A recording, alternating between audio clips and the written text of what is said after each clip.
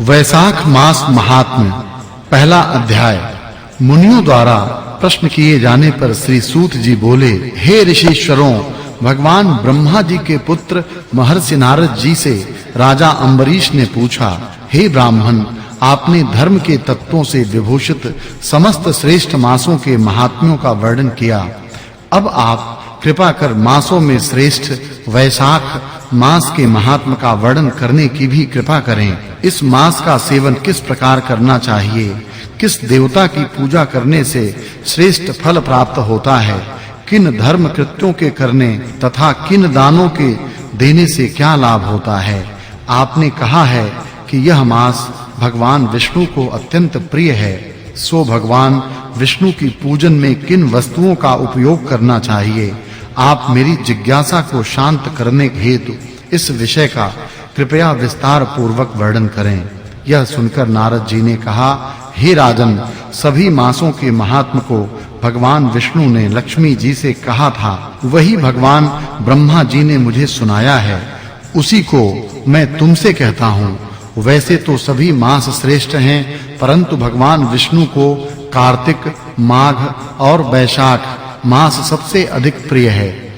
इन तीनों में भी वैशाख मास को अधिक श्रेष्ठ माना जाता है। इस मास के सेवन से प्राणी की समस्त अभिलाषाएं पूरी होती हैं। इस मास में धर्म, यज्ञ, तप, स्नान, व्रत आदि करने से प्राणी के समस्त पाप नष्ट हो जाते हैं। इस मास की देवता भी प्रशंसा करते हैं तथा इसके सेवन को लालायित बने रहते हैं। जिस प्रकार विद्याओं में वेद, मंत्रों में प्रणव, वृक्षों में कल्प वृक्ष, गौओं में कामधेनु, नागों में शेष, पक्षियों में गरुड़, देवताओं में विष्णु, वर्णों में ब्राह्मण, प्रिय वस्तुओं में प्राण, मित्रों में भार्या, नदियों में गंगा, तेजधारियों में सूर्य, शस्त्रों में सुदर्शन चक्र, धातुओं में स्वर्ण, वैष्णवों में शिव तथा मणियों में कौस्तुभ मणि श्रेष्ठ हैं, उसी प्रकार सभी मासों में वैशाख मास श्रेष्ठ है। यह मास भगवान विष्णु की भक्ति उत्पन्न करने वाला है। जो प्राणी वैशाख मास की मेष की संक्रांति में सूर्योदय से पहले स्नान करता है, उससे लक्ष्मी जी सहित भगवान विष्णु अत्यंत प्रसन्न होते हैं। जो व्यक्ति वैशाख मास में मेष राशि के सूर्य में प्रातः काल स्नान कर भगवान की परिक्रमा करता है, उसे 100 राजसूय यज्ञों का तथा 10 सहस्त्र अश्वमेध यज्ञों के बराबर का फल मिलता है। वह समस्त पापों से मुक्त होकर भगवान की कृपा से वैकुंठ धाम को प्राप्त करता है। हे नृपश्रेष्ठ, यदि प्राणी वैशाख मास का सेवन करने के लिए किसी तीर्थ में न जा सके, तो उसे अपने नगर के बाहर वाले किसी जलाशय के जल में ही स्नान कर लेना चाहिए। प्राणी को पाप उसी समय तक त्रस्त करते हैं जब तक कि वह वैशाख मास का सेवन करते हुए स्नान नहीं करता।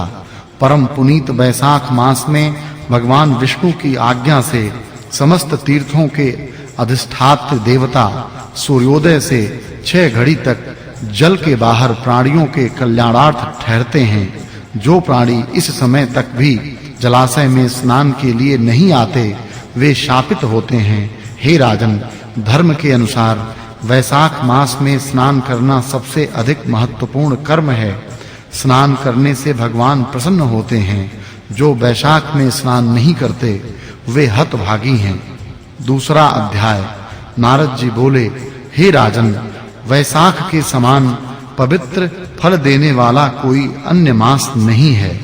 जैसे युगों में सत्ययुग, शास्त्रों में वेद, नदियों में गंगा, दान में जलदान, सुखों में भार्या सुख, उद्यमों में खेती, लाभों में जीवन लाभ, तपस्या में उपवास, धर्म में दया और ज्योतियों में नेत्र ज्योति श्रेष्ठ है, उसी प्रकार सभी महीनों में वैशाख मास श्रेष्ठ है। भोजन के समान तृप्ति नहीं, खेती के समान उद्यम नहीं, धर्म के समान हित नहीं, सत्य के समान यश नहीं, आरोग्य के समान हर्ष नहीं, विष्णु के समान रक्षक नहीं और माधव के समान अन्य कोई भी पवित्र नहीं है। इसी प्रकार वैशाख मास के समान पवित्र अन्य कोई मास नहीं है। शेष नाग की सैया पर योग निद्रा में लिप्त रहने वाले भगवान विष्णु को यह मास सर्वाधिक प्रिय है। जो अधर्मी इस श्रेष्ठ मास का सेवन नहीं करते वे निश्चय ही निकृष्ट योनि पाते हैं।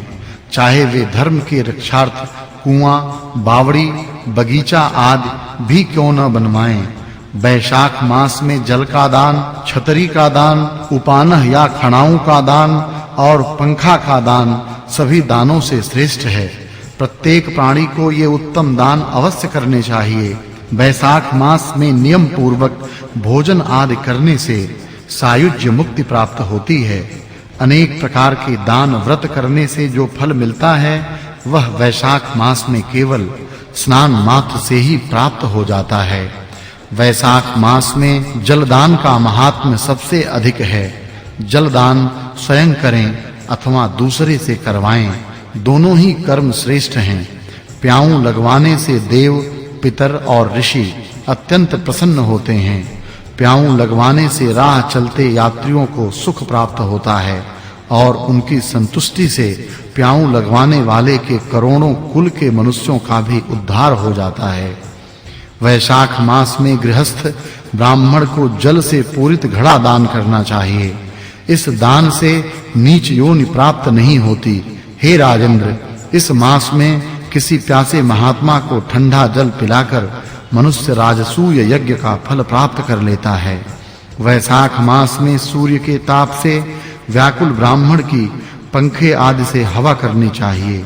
खजूर, ताड़ आदि के पंखे दान करने चाहिए। ऐसा करने से मनुष्य पक्षियों में श्रेष्ठ विष्णु के वाहन गरुड़ के सदृश होकर हरि की सायुज्य मुक्ति प्राप्त करता है। पंखे का दान किए बिना मनुष्य इस संसार में रोगों से कष्ट पाकर अंत में नरक में जा गिरता है। हे राजेंद्र शिरोमणि, आध्यात्मिक दुखों को दूर करने के लिए इस मास में मनुष्य को छत्री दान करनी चाहिए। छत्री दान किए बिना मनुष्य छाया के लिए स्वयं व्याकुल रहते हुए पृथ्वी पर पिशाच बनकर भ्रमण करता है। खड़ाऊं, जूता आदि का दान करना भी अति श्रेष्ठ है। इस दान से मनुष्य कई जन्मों तक राज सुख भोग कर भगवान के वैकुंठ धाम को प्राप्त करता है। जो व्यक्ति दान नहीं करता वह इस जन्म में संसारी दुखों को भोग कर मरने के बाद नरक के दुख भोगता है। जो लोग पथिकों के परिश्रम को हरने के लिए छायादार वृक्ष अथवा धर्मशाला आदि बनवाते हैं और तन मन से अतिथि सत्कार तथा ब्राह्मण भोजन कराते हैं, उनके पुण्यों का वर्णन ब्रह्मा भी नहीं कर सकते। अन्नदान सर्वश्रेष्ठ दानों में से है। इसकी बराबरी किसी दान से नहीं की जा सकती। अन्नदान करने वालों को पिता कहा जाता है। इसमें सभी धर्मों का निवास रहता है। तीसरा अध्याय। नारद जी ने कहा, हे नृपेंद्र, वैशाख मास में किसी उत्तम ब्राह्मण को अथवा गर्मी में थके हुए मनुष्य को शैया दान करे अथवा सुखदायक स्थान पर सुलाकर हवा करे तो ऐसे मनुष्य को शरीर के रोग नहीं सताते तथा उसके समस्त पाप शांत हो जाते हैं। वह जन्म मरण के बंधन से मुक्त हो जाता है। उसके कुल में कई पीढ़ी तक कोई पापी नहीं होता। ऐसा मनुष्य 7 बार जन्म लेकर भी सदैव सुखी रहता तथा अपने कुटुंब सहित मुक्ति पाता है। वैशाख मास में आसन, चटाई, कंबल आदि का दान करना भी अति उत्तम है। उस पर बैठने और सोने वाला सुख प्राप्त करता है। तो उस पुण्य के फल से दान करने वाला भी अकाल मृत्यु से छूटकर दीर्घजीवी होता तथा मुक्ति पाता है।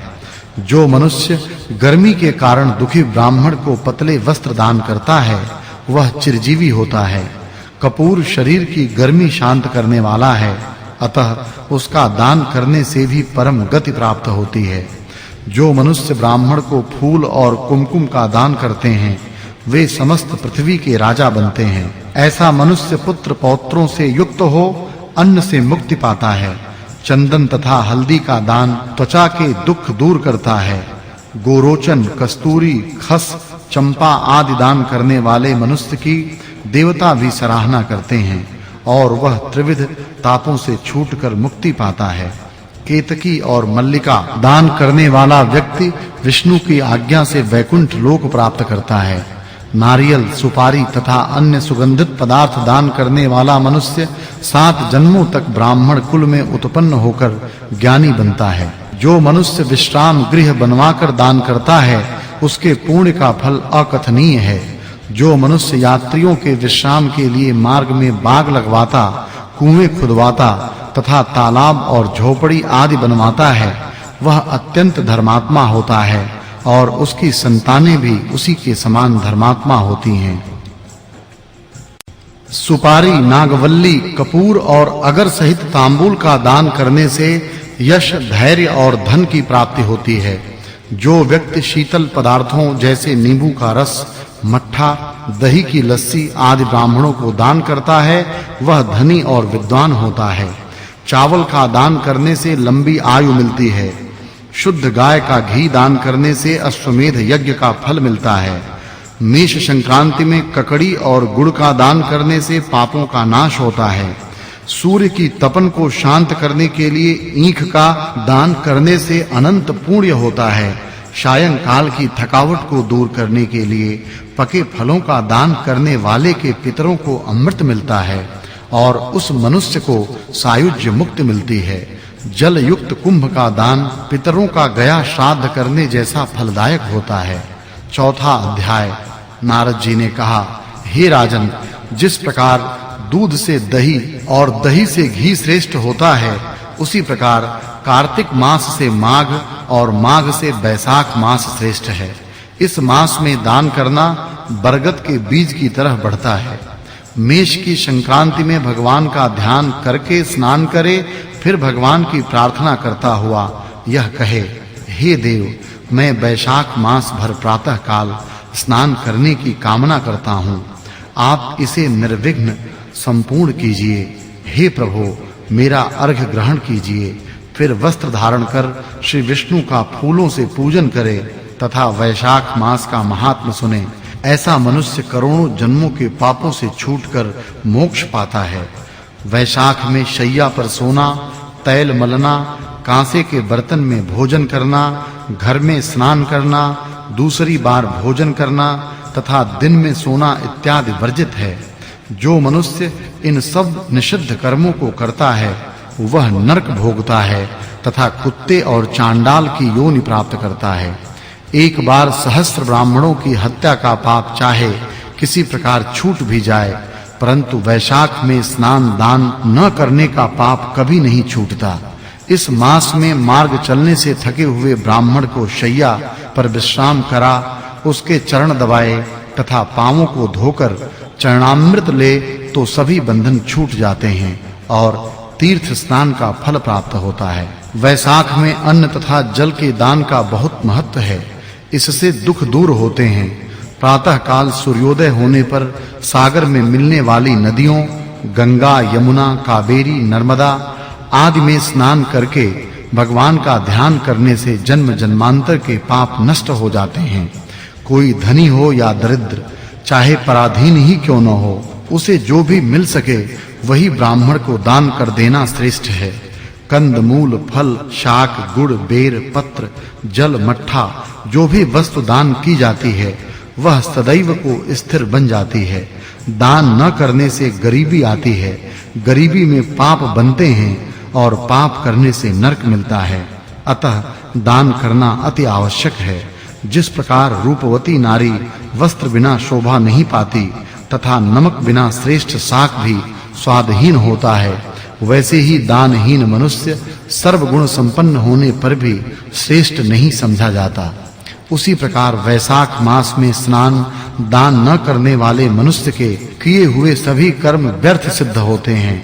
वैशाख मास में की गई तीर्थ यात्रा तथा इस मास में किए गए यज्ञ, तप आदि का फल सर्वाधिक होता है। इस मास के देवता मधुसूदन का जो मनुष्य पूजन नहीं करता वह शूकर की योनि में जाता है। जो मनुष्य भगवान की पूजा करता है वह पृथ्वी का पालक बन करोड़ों जन्मों तक सुख भोगता है और अपने कुटुंब सहित मुक्ति को प्राप्त करता है। 5वां अध्याय। नारद जी ने कहा, हे नृपश्रेष्ठ, अब तुम उस रहस्य को सुनो जिसके कारण वैशाख मास सभी मासों में उत्तम है। इस मास में किया हुआ धर्म समस्त धार्मिक कार्यों में श्रेष्ठ होता है। इसमें किया गया दान समस्त दानों में श्रेष्ठ माना जाता है।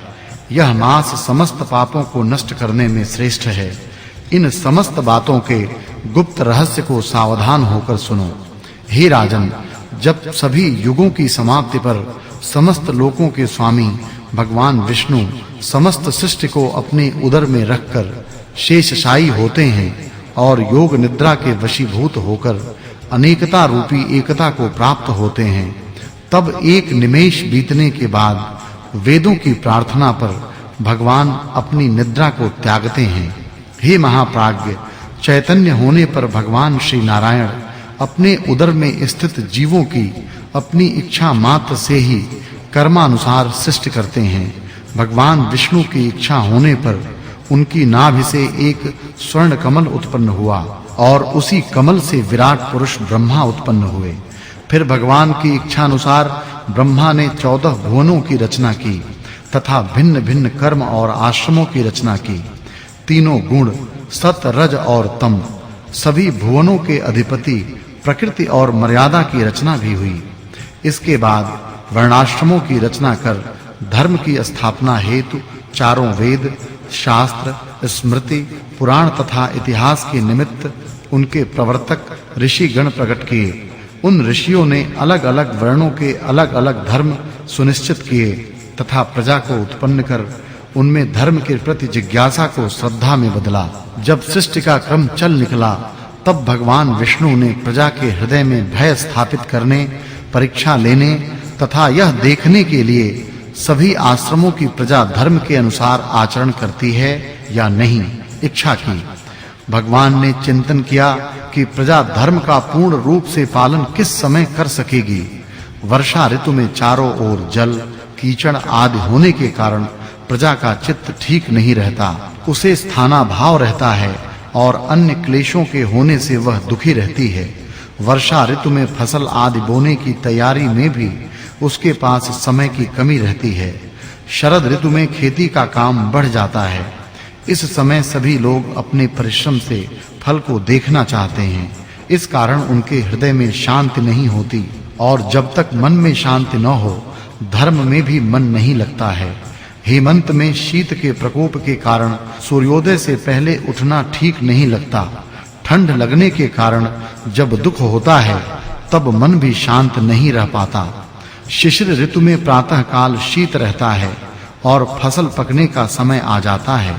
इस कारण प्रजा समय पर प्रातः स्नान ध्यान नहीं कर पाती। वसंत ऋतु सब प्रकार से श्रेष्ठ सिद्ध है। इस समय न तो शीत का प्रकोप होता है, न वर्षा का भय। फसल बोने की अथवा काटने की चिंता भी नहीं रहती। इस प्रकार विचार करके भगवान ने वसंत ऋतु को ही सब प्रकार के धर्मों के अनुकूल माना। इस ऋतु में स्नान, दान, तप, यज्ञ, क्रिया, भोग, योग तथा सभी प्रकार के धर्म कार्य सुविधा पूर्वक किए जा सकते हैं। अस्तु यही समस्त ऋतुओं में अत्यंत श्रेष्ठ एवं धर्म के अनुकूल है। ऐसा विचार करके भगवान ने इसी ऋतु में धर्म की स्थापना का विचार किया। धन से सभी वस्तुएं प्राप्त होती हैं। धन से धर्म होता है तथा धर्म से मोक्ष मिलती है। अतः धनवानों को अपना धन सुकर्म में लगाना चाहिए। जो मनुष्य धर्म करता है, उसकी मनोकामनाएं भगवान पूरी करते हैं। अधर्मी मनुष्यों की आयु कम हो जाती है और उसे धन का भी अभाव रहता है। वैशाख मास में साधु सेवा तथा भगवान का नियम पूर्वक पूजन करना सब सुखों को देने वाला है। विष्णु भगवान इस मास में सब लोकों का भ्रमण करते हुए प्राणियों की परीक्षा लेते हैं और जो जैसे करता है उसे वैसा ही फल भी देते हैं। वैशाख मास में किए सुकर्मों से प्रभु वर्ष भर के पापों को क्षमा कर देते हैं। अतः यह मास सबसे उत्तम है। छठा अध्याय। नारद जी बोले, हे नृपश्रेष्ठ, जो लोग थके हुए राही को जल नहीं पिलाते, वे नीच पक्षी का जन्म पाते हैं। इस संबंध में मैं तुम्हें एक पुरातन कथा सुनाता हूँ। इसमें एक ब्राह्मण और उसके घर की छिपकली की कथा है। पुराने समय में हेमांग नामक एक राजा था। वह इक्ष्वाकु वंशी राजा बहुत ही धर्मात्मा, जितेंद्रिय तथा ब्राह्मण भक्त था।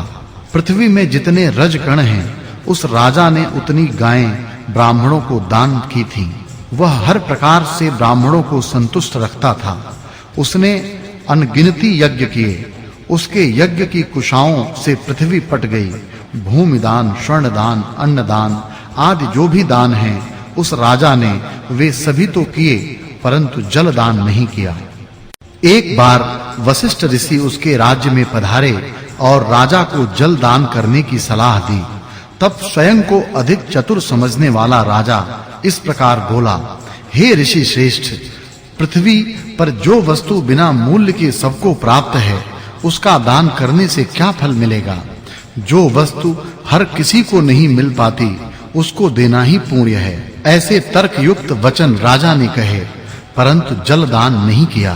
दान भी वह उन ब्राह्मणों को करता था जो लूले लंगड़े और दरिद्री होते थे। वह वेद पाठी, तत्वज्ञानी तथा ब्रह्मवादियों को दान नहीं देता था। उसका कथन था कि प्रसिद्ध ब्राह्मणों को तो सभी दान देते हैं, किंतु ये अपाहिज, दरिद्री, जीविका विहीन बेचारे हर किसी प्रकार की वस्तु के अभाव में दुख भोगते हैं, सो मेरा दान तो इन्हीं के निमित्त है। इस तरह वह दुर्बुद्धि राजा कुपात्रों को ही दान करता रहा, जिसके कारण वह तीनों जन्मों तक पक्षी योनि को प्राप्त हुआ। फिर एक जन्म में गिद्ध और 7 जन्मों में कूकर बना। तत्पश्चात उसे छिपकली का जन्म मिला। छिपकली की योनि को प्राप्त कर वह राजा मिथिलापुरी के राजा श्रुतिकीर्ति के महल के दरवाजे की चौखट पर 87 वर्ष तक कीड़े खाता हुआ रह आया। संयोग से एक दिन राजा श्रुतिकीर्ति के घर श्रुतिदेव नामक मुनि आए। राजा मुनि को देखकर बड़ा प्रसन्न हुआ। उसने अर्घ देकर गुरु के चरण धोए तथा उनके चरणामृत को जब अपने मस्तक पर छिड़का तो वह जल छिपकली के ऊपर भी पड़ा। उस जल के प्रभाव से छिपकली को अपने पूर्व जन्मों का ज्ञान हो गया। तब अपनी पूर्व योनियों के दुख से दुखित हो वह छिपकली त्राहि करती हुई यह कहने लगी, हे मुनिराज, मेरी रक्षा करें। छिपकली के मुख से मनुष्य की वाणी सुनकर मुनि आश्चर्यचकित रह गए और उस छिपकली से बोले, तू कौन है? तू शोकाकुल होकर इस प्रकार विलाप क्यों कर रही है? तू इस योनि को कैसे प्राप्त हुई? तू अपनी कथा कह, मैं तुझे इस योनि से मुक्त करूंगा। मुनि के सांत्वना देने वाले इन वचनों को सुनकर वह छिपकली बोली, हे मुनिराज, मैं इक्ष्वाकु वंश का हेमांग नामक राजा था। पूर्ण वेदज्ञ, धर्मनिष्ठ तथा ज्ञानी भी था। मैंने अनगिनती गौवें दान की थीं, अनगिनती यज्ञ किए, कुएं तालाब खुदवाए, बाग लगवाए, सब प्रकार के दान किए, धर्म पूर्वक प्रजा का पालन किया, किंतु फिर भी मैं 10 जन्मों तक चातक, गिद्ध तथा कुत्ते की योनि पाकर अब 12वें जन्म में छिपकली की योनि में आ पड़ा हूं। आपके आगमन पर अभी जब राजा ने आपका चरणामृत लेकर अपने ऊपर छिड़का तो उसकी एक बूंद मेरे ऊपर भी पड़ गई। उसके पड़ने से ही मुझे सब जन्मों का स्मरण हो आया। हे ब्राह्मण श्रेष्ठ, अब आप मेरे दुखों का कारण बताइए कि किस पाप के फलस्वरूप मेरी यह दशा हुई है। छिपकली का वृतांत सुनकर मुनि ने ज्ञान नेत्रों से उसके पूर्व जन्मों पर दृष्टि डाली और सब कुछ जान लेने के बाद इस प्रकार कहना शुरू किया, हे छिपकली, मैं तेरी इस दशा का कारण बताता हूं। तूने नृप शरीर में दान, धर्म, यज्ञ आदि तो सब किए, किंतु विष्णु के प्रिय मास वैशाख में जल का दान नहीं किया। तूने जल को प्राप्य पदार्थ समझकर भी इसका महत्व नहीं समझा। इसके अतिरिक्त तूने सुपात्रों को भी दान नहीं दिया। तेरे दान के पात्र सब हीन व्यक्ति ही रहे। सुगंध से भरपूर सुंदर फूल वाले कांटेदार गुलाब की कोई पूजा नहीं करता। पीपल का वृक्ष ही पूज्य है। तुलसी की पूजा सब करते हैं। बेरी कटेरी को कोई नहीं पूजता। इसी प्रकार अनाथों की भी पूजा नहीं होती। हाँ, उन पर दया की जाती है। वे दया के पात्र हैं, पूजा के नहीं। अतः वेद पाठी, तपस्वी, ज्ञानी, शत शास्त्रों के जानने वाले ही पूजन के योग्य हैं। इनमें ज्ञानी भगवान को अधिक प्रिय हैं, अतः वे पूज्यों के भी पूज्य हैं। ऐसे ज्ञानियों की अवहेलना करने वाला मनुष्य पाप का भागी बनता है। तीर्थ स्नान एवं मूर्ति पूजन भी तत्काल फलदायक नहीं होता, किंतु ज्ञानी महात्माओं के तो दर्शन मात्र से ही मुक्ति मिल जाती है। हे इक्ष्वाकु वंशज, तूने तो यह दोनों ही कर्म त्यागे हैं, अर्थात न तो जल दान किया और न ज्ञानी महात्माओं तथा वेद पाठियों का आदर ही किया। इसी कारण तू इस दुर्दशा को प्राप्त हुआ है। हे राजा, मैंने जो वैशाख मास में पुण्य किया है उसका फल मैं तुझे दूंगा। यह कहकर मुनिवर ने जल हाथ में ले अपने पुण्यों के फल का संकल्प करते हुए उसे छिपकली पर छिड़क दिया। उस जल के प्रभाव से राजा ने छिपकली की देह त्याग कर सब पापों से मुक्त हो दिव्य शरीर प्राप्त किया। फिर सबके देखते-देखते उसके लिए आकाश से विमान भी आ गया। तब वह राजा मुनि के हाथ जोड़ परिक्रमा कर आज्ञा ले विमान में चढ़ गया। जब विमान स्वर्ग को चला तब देवता स्तुति करके उस पर फूल बरसाने लगे। फिर स्वर्ग में 10,000 वर्षों तक समस्त सुखों का भोग करने के बाद वह इक्ष्वाकु वंश में राजा काकुत्स्थ के नाम से उत्पन्न हुआ। वह राजा 7 द्वीपों पर राज्य करता था। वह पुनः बड़ा ब्राह्मण भक्त, साधु सेवी और परमार्थ ज्ञानी भी बना। वह न्याय पूर्वक राज्य करता था। एक दिन वशिष्ठ मुनि उसके राज्य में आए। उन्होंने उसे वैशाख मास के समस्त धर्म कर्म भी बतलाए। तब राजा ने मुनि के बताए अनुसार सभी कृत्य किए और सब पापों से छुटकारा पाकर विष्णु की सायुज्य मुक्ति प्राप्त की। यह वैशाख मास सब फलों को देने वाला है। इस पवित्र मास में जो मनुष्य यथाशक्ति दान धर्म करता है वह दीर्घायु होकर भगवान का प्रिय बनता है और सब पापों से छूटकर वैकुंठ लोक को जाता है। 7वां अध्याय। नारद जी ने कहा, हे राजन, मिथिला का राजा श्रुतिकीर्ति यह देखकर आश्चर्यचकित रह गया। फिर नम्रता पूर्वक हाथ जोड़कर श्रुतिदेव ऋषि से प्रार्थना करते हुए इस प्रकार बोला, हे महामुनि, यह कौन सा अद्भुत पुण्य है जिसके प्रभाव से छिपकली की योनि से राजा हेमांग की मुक्ति हो गई और उसके पाप नष्ट हो गए। कृपया इस धर्म का पूर्ण वृतांत मुझे समझाइए। राजा की धर्म में ऐसी आस्था देखकर महात्मा श्रुतिदेव बड़े प्रसन्न हुए और राजा की बड़ी प्रशंसा करते हुए बोले, हे राजन, तुम धन्य हो। तुमने बहुत श्रेष्ठ कल्याणकारी प्रश्न किया है। हे नृपेंद्र, मैं तुम्हें उन समस्त धर्मों के विषय में समझाता हूँ जिनका यश पुराणों ने गाया है और जिनके करने से प्राणी भव बंधन से छूट जाते हैं। वैशाख मास में मनुष्य के करने योग्य जो धर्म हैं और जिनके प्रभाव से राजा हेमांग की मुक्ति हुई वे यह हैं: जल से भरा घड़ा दान करना, स्थान-स्थान पर प्याऊ लगवाना, कुआं, तालाब, बावड़ी आदि खुदवाना, यात्रियों के विश्राम निमित्त धर्मशाला बनवाना, प्रतिदिन सूर्योदय से प्रथम ही स्नान कर लेना, तत्पश्चात भगवान विष्णु का विधि पूर्वक सुगंधित पुष्पों से पूजन करना, भगवान की कथा को श्रवण मनन करना, धूप से तपे हुए मार्ग पर चलने के कारण श्रम से थके हुए ब्राह्मणों की हवा करना, उन्हें विश्राम कराना तथा उन्हें ताप दूर करने वाले ठंड पेय जैसे शरबत, लस्सी आदि पिलाना, धूप से बचने के लिए छतरी, जूता, खड़ाऊं आदि दान करना, शहद, ईख, कपूर, चंदन आदि तापहारी वस्तुएं दान करना, गौओं को घास खिलाना, फल, दही, नैवेद्य, शैया तथा सुगंधित वस्तुएं दान करना, अन्न या भोजन दान करना, दिन में न सोना तथा रात्रि शयन पृथ्वी पर करना, शरीर में तैल न लगाना, कांसे के बर्तन में भोजन न कर पत्ते पर भोजन करना आदि यह समस्त धर्म वैशाख मास में करने उचित हैं। जो प्राणी ऐसा नहीं करते वह हेमांग की भांति ही कष्ट पाते हैं। जो स्त्रियां ऐसा नहीं करती वे पति पुत्र आदि के सुख से वंचित रहती हैं। भूखे प्यासे को अन्न और जल का दान अवश्य करना चाहिए। न करने से पशु योनि प्राप्ति होती है अथवा पिशाच बनकर भटकना पड़ता है। वैशाख मास में अन्न दान न करने से क्या गति होती है, इस संबंध में मैं तुम्हें एक कथा सुनाता हूँ जो मेरे सामने घटित हुई है। रेवा नदी के किनारे एक वृक्ष पर मेरा पिता पिशाच बनकर निवास करता था। भूख प्यास से उसका शरीर शिथिल हो गया था।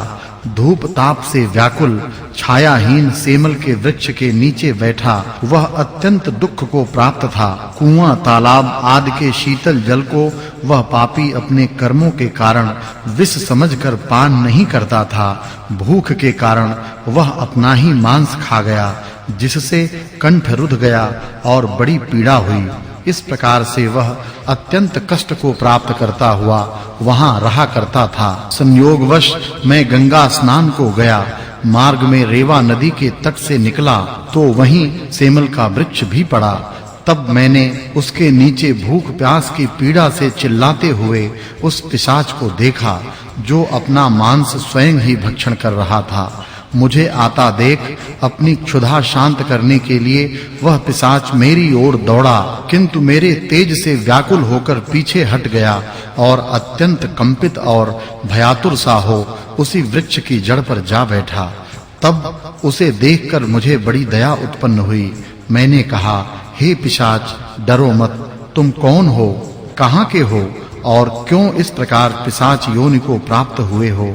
तुम यदि सही सारा हाल मुझे बता दोगे तो मैं तुम्हें निश्चय ही इस पिशाच योनि से मुक्त कर दूंगा।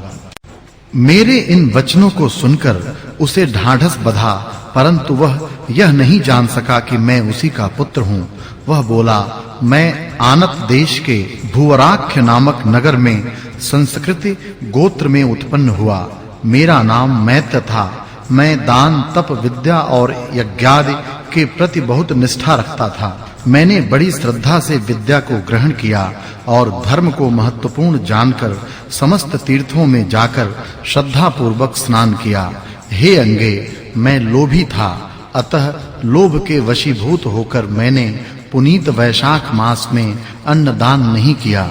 इस कारण मुझे पिशाच की योनि प्राप्त हुई। मेरा पुत्र श्रुतिदेव बड़ा यशस्वी है। यदि तुम उससे जाकर मेरी दुर्दशा को कह दोगे तो वह निश्चय ही मेरे लिए कोई उपाय करेगा। उससे मेरा सारा हाल जैसा कि तुम देख रहे हो जाकर कह देना और साथ ही यह संदेश भी कह देना कि वह मुझे इस पिशाच योनि से छुड़ाने के लिए वैशाख मास में प्रातः स्नान करके भगवान विष्णु का पूजन किया करे। फिर मेरे निमित्त तर्पण करके किसी ब्राह्मण को अन्न दान भी करे। उसके ऐसा करने से मेरा पाप नष्ट हो जाएगा और मैं इस पिशाच योनि से मुक्त होकर विष्णु पद को प्राप्त कर सकूंगा। अपने पिता के इन वचनों को सुनकर मैं उनके चरणों में गिरकर रोने लगा। बहुत देर तक तो रोता ही रहा। फिर थोड़ी देर बाद चेत आने पर बोला, हे पिता, मैं ही तुम्हारा पुत्र हूँ। दैव योग से मैं इधर आ गया हूँ। अब मैं शीघ्र ही घर वापस जाऊंगा और वहां मेष की संक्रांति में भगवान विष्णु की प्रसन्नता के लिए अन्न जल का दान करूंगा। इस प्रकार पिता को आश्वासन देकर मैं अपने घर वापस लौट आया। वैशाख मास आने पर मैंने पूरी श्रद्धा भक्ति के साथ भगवान विष्णु की प्रसन्नता के लिए उसका विधि पूर्वक सेवन किया। भगवान को प्रसन्न करने के लिए स्नान तथा अन्नदान भी किया। तब भगवान की कृपा से मेरे पिता उस पिशाच योनि से मुक्त हो गए। मेरे द्वारा वैशाख मास का सेवन करने से ही वे उस नराधम योनि को त्याग कर दिव्य योनि को प्राप्त हुए। दिव्य वस्त्रों और अलंकारों को धारण कर वे दिव्य विमान पर चढ़कर भगवान विष्णु के उस दिव्य लोक को गए जहां जाकर प्राणी दिव्य हो जाता है। उन्होंने मुझे असंख्य आशीर्वाद दिए। हे राजन, मैंने तुमको समस्त दानों में श्रेष्ठ अन्नदान का महत्व बता दिया है। अब यदि तुम कुछ और पूछना चाहो तो उसे भी प्रसन्नता पूर्वक पूछ सकते हो। 8वां अध्याय। इस कथा को सुनकर राजा मैथिल ने कहा, हे ब्रह्मदेव, जल का दान न करने के कारण इक्ष्वाकु वंश का अधर्मी राजा 3 जन्म तक चातक बना और उसे मेरे घर में गृह गोधा छिपकली की योनि भी प्राप्त हुई। यह तो मेरी समझ में आ गया कि साधु महात्माओं की सेवा से विमुख होने के कारण वह गिद्ध बना, परंतु जब आपने यह कहा कि उसे 7 जन्म तक कुत्ते की योनि भी मिली तो मुझे बहुत अनुचित लगा। कृपया मेरे इस संशय को दूर करें। राजा के इस प्रश्न को सुनकर श्रुतिदेव जी बड़े प्रसन्न हुए और उसकी प्रशंसा करते हुए कहने लगे, हे नृपश्रेष्ठ, हे निष्पाप, तुमने जो प्रश्न किया है वह अत्यंत सुख देने वाला है। मैं तुम्हारे इस प्रश्न का समाधान करते हुए वे बातें बताऊंगा जो कभी कैलाश पर्वत के शिखर पर भगवान महादेव ने देवी पार्वती जी से कही थी। देवी पार्वती के प्रश्न करने पर भगवान महादेव जी बोले, हे प्रिय, समस्त लोकों की रचना होने के बाद उनकी दो प्रकार की स्थिति बनी, पारलौकिक और ऐहिक। हे महाभागे, जल सेवा, अन्न सेवा और औषधि सेवा इस लोक की स्थिति के हेतु होने के कारण ही ऐच्छिक हैं। परलोक की स्थिति के हेतु साधु सेवा, विष्णु सेवा और धर्म सेवा है।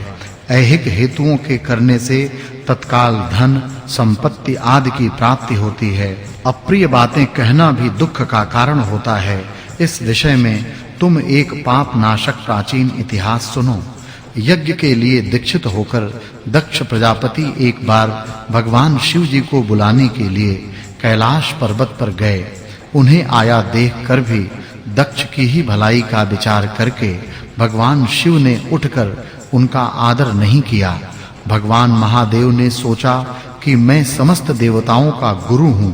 स्वामी यदि सेवक के लिए, पति पत्नी के लिए और गुरु यदि शिष्य के लिए आसन छोड़कर आदर दिखाते हैं तो उनकी आयु, तेज, बल, धन, यश और पुरुषार्थ भी नष्ट हो जाते हैं।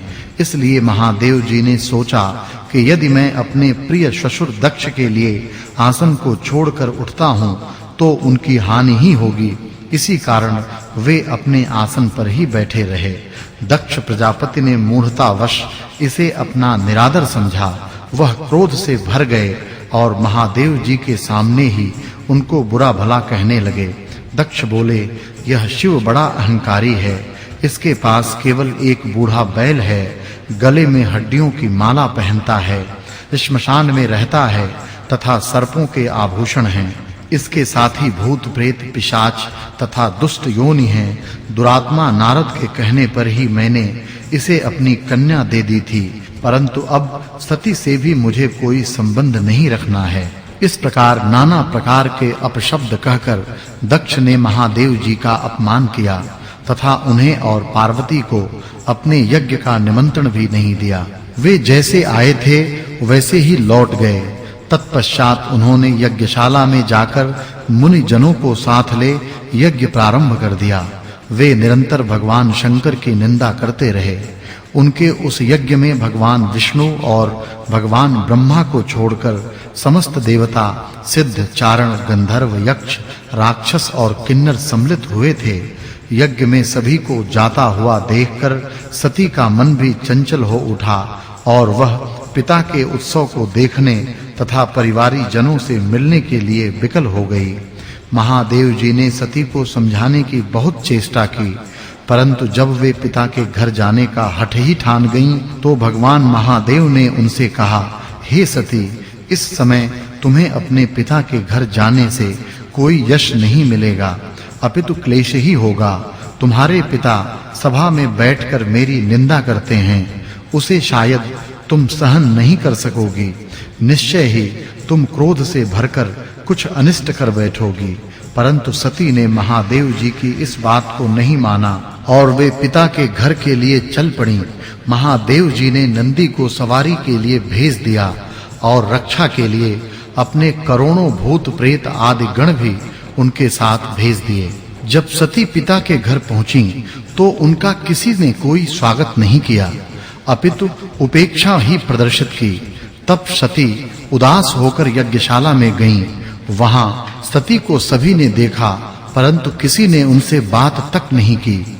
अपने पिता के भाव को देखकर वे यह भी समझ गईं कि वे उनसे रुष्ट हैं और इसी कारण उनका अपमान भी कर रहे हैं। सती ने यह भी देखा कि दक्ष ने यज्ञ में सभी देवताओं को आहुति दी, परंतु जब रुद्र को आहुति देने की बारी आई तो उन्हें छोड़ दिया गया और आगे की आहुति देने लगे। पति के इस अपमान को देखकर सती को बड़ा दुख हुआ। तब वे आंखों में आंसू भरकर पिता से बोलीं, हे पिता, आप मेरे जीवन दाता हैं। फिर भी शास्त्रों का मत है कि यदि बड़े कहीं त्रुटि करते हों तो छोटों को उन्हें समझाना चाहिए। आप अपने से किसी बड़े को अपमानित करके कल्याण से नहीं रह सकेंगे। आपने रुद्र को आहुति नहीं दी है। इस यज्ञशाला में उपस्थित ऋषि, मुनि और महात्माओं ने भी आपकी दुष्ट बुद्धि को दूर करने का प्रयास नहीं किया है। लगता है इस समय आप सभी से विधाता विमुख हो गया है। सती के इन शब्दों को सुनकर पूषा देवता दांत निकालकर हंसा एवं शुक्राचार्य मूछ और दाढ़ी फड़फड़ाकर मुस्कुराने लगे। दक्ष स्वयं भगवान शंकर की निंदा करने लगे। यह देखकर सती क्रोध से लाल हो गईं। उन्होंने पति की निंदा सुनने के पाप से प्रायश्चित पाने हेतु यज्ञ कुंड में कूदकर अपने शरीर को जला डाला। उस समय सती को जलता हुआ देखकर शिवगण क्रोध से भर गए और चारों दिशाओं में हाहाकार मचने लगा। फिर सभी गण भागकर भगवान शिवजी के पास जा पहुँचे और उन्हें सती के प्राण त्याग की कथा कह सुनाई। तब भगवान शिव जी ने क्रोधित हो अपनी एक जटा को उखाड़कर पृथ्वी पर पटक दिया। देखते ही देखते उससे महाबली वीरभद्र प्रकट हुआ। उसका शरीर अत्यंत विशाल था। उसकी सहस्र भुजाएं थीं और वह साक्षात यमराज के समान प्रतीत होता था। उसने हाथ जोड़कर भगवान शंकर जी से कहा, हे देव, आप मुझे आज्ञा दें कि मैं क्या करूं। तब भूत भावन भगवान शिव ने कहा, हे वीरभद्र, तुम भूत गणों को साथ लेकर दक्ष की यज्ञशाला को जाओ और उस नराधम दक्ष को नष्ट कर दो, जिसके कारण सती ने अपने शरीर को त्याग दिया है। भगवान महादेव की आज्ञा पाकर वीरभद्र शिव गणों की विशाल सेना साथ लेकर दक्ष की यज्ञशाला में जा पहुंचा। वहां पहुंचते ही उसने यज्ञ को विध्वंस कर डाला। वहां भी जो देवता, दैत्य, मनुष्य आदि उपस्थित थे, उन सबको मार-मार कर यज्ञ कुंड में डाल दिया। पूषा के दांत उखाड़ डाले, भृगु की दाढ़ी मूंछ नोच ली और जिस देवता या मुनि ने जिस प्रकार सती का निरादर किया था, उसकी वैसी ही गति की। फिर वीरभद्र ने दक्ष की चोटी पकड़कर उसे यज्ञशाला में चारों ओर घसीटते हुए बड़ी दारुण यातना पहुंचाई। तत्पश्चात दक्ष के उस सिर को, जिसकी रक्षा भृगु ने अपने मंत्र बल से करनी चाहिए थी, सभी के देखते-देखते काटकर यज्ञ कुंड में डाल दिया। तब शेष लोग अपनी प्राण रक्षा के लिए वहां से भाग गए। इस प्रकार दक्ष यज्ञ को पूरी तरह विध्वंस करके वीरभद्र भगवान शिवजी के पास कैलाश पर्वत पर लौट गए। जो लोग उस समय भाग गए थे, वे भगवान ब्रह्मा जी के पास पहुँचे और उन्हें शिव गणों के द्वारा दक्ष यज्ञ के विध्वंस होने की सारी कथा कह सुनाई। सब वृतांत सुनकर ब्रह्मा जी बोले, भगवान महादेव जी समस्त देवताओं के पूज्य हैं। दक्ष ने गर्व के वशीभूत होकर उनका जो अपमान किया है, उसका उसे यथेष्ट दंड मिल चुका है। अब हम सबको चलकर भगवान शंकर जी का क्रोध शांत करना चाहिए, अन्यथा निश्चय ही प्रलय हो जाएगी। सर्व समर्थ भगवान शिव से विरोध करके कैसे जीवित रहा जा सकता है। इसलिए तुम लोग मेरी सम्मति मानकर भगवान शिव की शरण में चलो। तब ब्रह्मा जी को आगे करके सभी देवता कैलाश पर्वत पर जा पहुँचे। वहां सबने प्रार्थना करते हुए, हे देवाधिदेव महादेव, आप समस्त देवताओं द्वारा पूजित हैं। आप ही इस समस्त सृष्टि के पालक और संहारक हैं। आपकी माया अपरंपार है। बड़े-बड़े ऋषि, मुनि, देवता तक भी उसे नहीं जानते। आप सर्व समर्थ हैं। आप हमें अज्ञानी जानकर अभय करें। हे महादेव, हम आपकी शरण में आए हैं। देवताओं की इस प्रार्थना को सुनकर भगवान शिव का क्रोध शांत हुआ। तब ब्रह्मा जी के समझाने पर भगवान शिव ने सभी को अभय किया और यज्ञ मर्यादा की रक्षा करने के लिए स्वयं सभी देवताओं को साथ लेकर यज्ञशाला में जा पहुँचे। वहां उन्होंने अपने गणों द्वारा मारे गए लोगों को जीवन दान दिया। दक्ष का सिर चूंकि अग्नि में जल गया था, इस कारण उसे जीवित करने की इच्छा से महादेव जी ने बलि के लिए लाए गए बकरे का सिर काटकर दक्ष के धड़ पर रख दिया। तब पुनर्जीवित हुए दक्ष ने भगवान शिव को प्रसन्न करने के लिए प्रार्थना की। बकरे का मुख होने के कारण वह बम बम मात्र ही कह सका। उस शब्द को सुनकर भगवान शिव प्रसन्न हो गए। उसी समय से भगवान शिव को प्रसन्न करने के लिए बम बम शब्द किया जाता है। इस तरह सभी का कल्याण करने वाले भगवान शिव ने अपनी उपस्थिति में ही दक्ष के उस यज्ञ को पूर्ण कराया। यज्ञ के समाप्त होने पर जब सब देवता अपने-अपने घर चले गए, तब भगवान शिव नैष्ठिक व्रत धारण करके गंगा जी के तट पर स्थित पुण्णांग वृक्ष के नीचे तपस्या करने लगे। उधर दक्ष कन्या सती ने गिरिराज हिमालय की पत्नी मेनका के गर्भ से पार्वती के रूप में जन्म ले लिया। वह कन्या धीरे-धीरे हिमांचल के यहाँ बढ़ने लगी।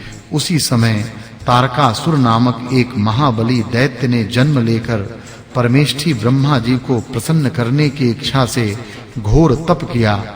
उसकी तपस्या से प्रसन्न होकर ब्रह्मा जी ने उसे यह वरदान दिया कि तुझे महादेव जी का पुत्र ही मार सकेगा। संसार में अन्य कोई देवता, दैत्य अथवा मनुष्य नहीं मार सकता। इस वरदान को पाकर वह राक्षस बड़ा प्रसन्न हुआ और देवताओं को सताने लगा।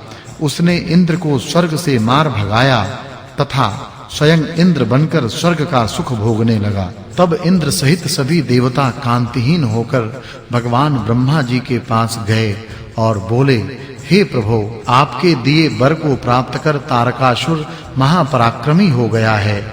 उसने हम सभी को त्रस्त करके भगा दिया है तथा हम लोग उसके भय से अपने-अपने स्थान से च्युत होकर छिप फिर रहे हैं। उस समय ब्रह्मा जी ने उन्हें समझाते हुए कहा, हे देवताओं, यदि तुम तारकासुर से मुक्ति पाना चाहते हो तो मेरी बात को ध्यान से सुनो। भगवान शिव जी की भार्या सती ने हिमांचल के घर पार्वती के रूप में जन्म ग्रहण किया है। भगवान शिव जी बहुत समय से तपस्या कर रहे हैं। तुम लोग कोई ऐसा उपाय करो जिससे भगवान शिव की समाधि भंग हो और वे पार्वती से विवाह कर लें। जब तक भगवान शिव का पार्वती से विवाह नहीं होगा, तुम्हारी दशा में सुधार नहीं हो सकेगा, यह निश्चित है। तब देवराज इंद्र ने भगवान ब्रह्मा की बात मानकर देवगुरु बृहस्पति से सलाह करके नारद जी को हिमाचल के पास भेजा। नारद जी ने जाकर हिमालय को पार्वती के पूर्व जन्म का वृतांत सुनाया और कहा, हे राजन, तुम्हारी कन्या पूर्व जन्म में दक्ष कन्या सती थी। इसका विवाह भगवान महादेव के साथ करो, तभी सबका कल्याण होगा। फिर इंद्र ने कामदेव को बुलाकर उसे भगवान शिव की समाधि भंग करने का आदेश दिया। तब कामदेव ने वन में जाकर असमय ही वसंत बहार फैला दी और जब पार्वती जी महादेव जी का पूजन करके वन में गईं तो उसने काम बाण चलाकर भगवान शिव की तपस्या को खंडित कर दिया। समाधि भंग होने पर जब शिव जी ने पार्वती को अपने सामने देखा तो वे उन पर मोहित हो गए और उन्हें गोदी में बैठाकर कुछ कहने लगे। तभी उचित अवसर जानकर कामदेव ने एक तीक्ष्ण बाण और चलाया, जिसके लगते ही भगवान शिव जी का चित्त चंचल होने लगा।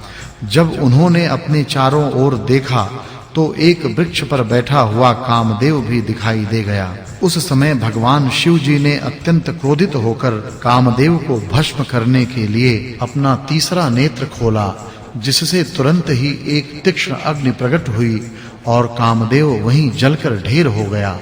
वसंत और रति वहां से भाग गए। उस समय देवता अपने कार्य को सिद्ध हुआ समझकर प्रसन्न हो गए। पार्वती भयभीत हुई एक ओर खड़ी रहीं, तभी महादेव जी वहां से अंतर्ध्यान हो गए। इस प्रकार देवता अपने जिस हित की सिद्धि करना चाहते थे वह प्राप्त नहीं हो सकी। जो साधु जनों के साथ दुष्टता करते हैं उनका यही हाल होता है। इसी तरह साधु जनों की सेवा न करने के कारण ही इक्ष्वाकु के पुत्र ने अनेक कष्ट और निकृष्ट योनियों को भोगा था। हे राजन, जो इस परम पुनीत वृतांत को पढ़ते अथवा श्रवण करते हैं वे निःसंदेह जन्म मरण और जरा मृत्यु के चक्कर से मुक्त होकर दिव्य गति को प्राप्त करते हैं। भगवान शिव जी का यह पावन आख्यान मोक्ष को देने वाला है। 9वां अध्याय। मैथिल ने पूछा, हे ब्राह्मण, आप कृपा करके यह बताएं कि इस प्रकार जब कामदेव का नाश हो गया तो फिर वह दोबारा किस प्रकार उत्पन्न हुआ। तब श्रुति देव ने कहा, हे राजन, अब मैं तुमको स्वामी कार्तिकेय के जन्म का पुनीत इतिहास सुनाता हूँ। यह परम पवित्र इतिहास प्राणियों के समस्त पापों को नष्ट करने वाला है। इसके श्रवण मात्र से ही यश एवं पुत्रादि की प्राप्ति होती है। जब भगवान शिव जी ने कामदेव को भस्म कर दिया, तब संसार में प्रलय आ गई। रति अपने पति को मरा हुआ देखकर विलाप करने लगी। उसने पति के साथ सती होने की तैयारी की। पहले तो सबने समझाया, परंतु जब वह नहीं मानी तो बसंत ने गंगा जी के तट पर चिता बनाई। रति नदी में स्नान कर सती होने की इच्छा से जब चिता पर चढ़ने लगी, तभी यह आकाशवाणी हुई, हे कल्याणी, तू चिता में प्रवेश मत कर, तेरा पति शीघ्र ही जन्म लेगा। वह यदुकुल में भगवान श्री कृष्ण की महारानी रुक्मिणी के गर्भ से उत्पन्न होगा और प्रद्युम्न नाम से विख्यात होगा। भगवान ब्रह्मा के शाप के द्वारा तुझे शंबर के घर में जन्म लेना होगा। फिर वहीं तेरा प्रद्युम्न से विवाह होगा। उस आकाशवाणी को श्रवण करने के उपरांत रति ने चिता में प्रवेश नहीं किया। वह भगवान शंकर की शरण में जा पहुंची। तब महादेव जी ने उसे अभय दान देते हुए यह कहा, हे सुभगे, कलयुग में तेरा पति अंग वाले की तरह मरा हुआ दिखाई देगा। वह अनंग नाम से विख्यात होगा। उससे कोई जीव बच नहीं सकेगा। पूर्व समय में तेरा पति सुंदर नामक राजा था। उस जन्म में तू उसकी पत्नी रजशंकर कारिणी हुई थी। इसी से तेरी यह दशा हुई है। अब तू वैशाख मास का सेवन कर। तू नित्य ब्रह्म मुहूर्त में पतित पावनी गंगा में स्नान कर। भगवान विष्णु का पूजन करके उनके निर्मल चरित्र को श्रवण करना। इस पुनीत मास में तू अशून्य शयन नामक व्रत को धारण करना। ऐसा करने से तेरा पति निश्चय ही तुझे प्राप्त होगा। इस प्रकार आश्वासन प्राप्त होने पर रति को धैर्य बंधा। फिर पुनीत वैशाख मास के आने पर जब उसने गंगा जी में स्नान करके अशून्य शयन व्रत को धारण किया, तो उसे तत्काल ही कामदेव दिखाई भी दिया। कामदेव ने वैशाख मास का सेवन नहीं किया था। इसी कारण वह परमेश्वर का पुत्र होने पर भी अंगहीन हुआ। उधर जब महादेव जी अंतर्ध्यान हो गए, तो पार्वती जी निराश होकर यह सोचने लगीं कि अब मैं क्या करूं। उसी समय उनको ढूंढते हुए हिमवान भी वहां आ पहुंचे और उन्हें अपने साथ घर ले गए। परंतु पार्वती जी ने मन ही मन भगवान शंकर का वर्ण कर लिया था। अतः वे उनको पति रूप में पाने की इच्छा से गंगा के तट पर उग्र तपस्या करने लगीं। उनके माता पिता आदि सभी ने बहुत समझाया, परंतु वे नहीं मानी और 1000 वर्षों तक शिवलिंग की पूजा करती रहीं। उनकी उग्र तपस्या को देखकर स्वयं भगवान महादेव जी ने ब्रह्मचारी के वेश में प्रकट होकर पार्वती की नाना प्रकार से परीक्षा ली और जब उन्हें अपने निश्चय पर अटल पाया, तो प्रकट होकर यह कहा, हे सुभगे, तुम वर मांगो। तब पार्वती जी ने हाथ जोड़कर कहा, हे नाथ, यदि आप मुझ पर वास्तव में प्रसन्न हो तो मुझे पत्नी के रूप में स्वीकार करें। तब भगवान शिव एवमस्तु कहकर अंतर्ध्यान हो गए। फिर भगवान महादेव ने कैलाश पर पहुंचकर सप्त ऋषियों को बुलाकर हिमांचल के पास विवाह का संदेश देकर भेजा। उन्होंने जाकर हिमवान से कहा, हे राजन, तुम्हारी कन्या पूर्व जन्म में दक्ष कन्या सती थी। उसने पति निंदा सुनने के प्रायश्चित स्वरूप पिता के यज्ञ कुंड में कूदकर अपने प्राण त्याग दिए थे। अब वही सती तुम्हारी कन्या पार्वती के रूप में अवतरित हुई है। तुम इनका विवाह भगवान महादेव जी के साथ कर दो। यह सुनकर हिमांचल ने कहा, हे ऋषियों, मेरी पुत्री पार्वती भगवान महादेव को पति रूप में प्राप्त करने की इच्छा से ही वन में कठोर तपस्या कर रही है। मैं महादेव जी के साथ उसका विवाह करके परम सुखी होऊंगा।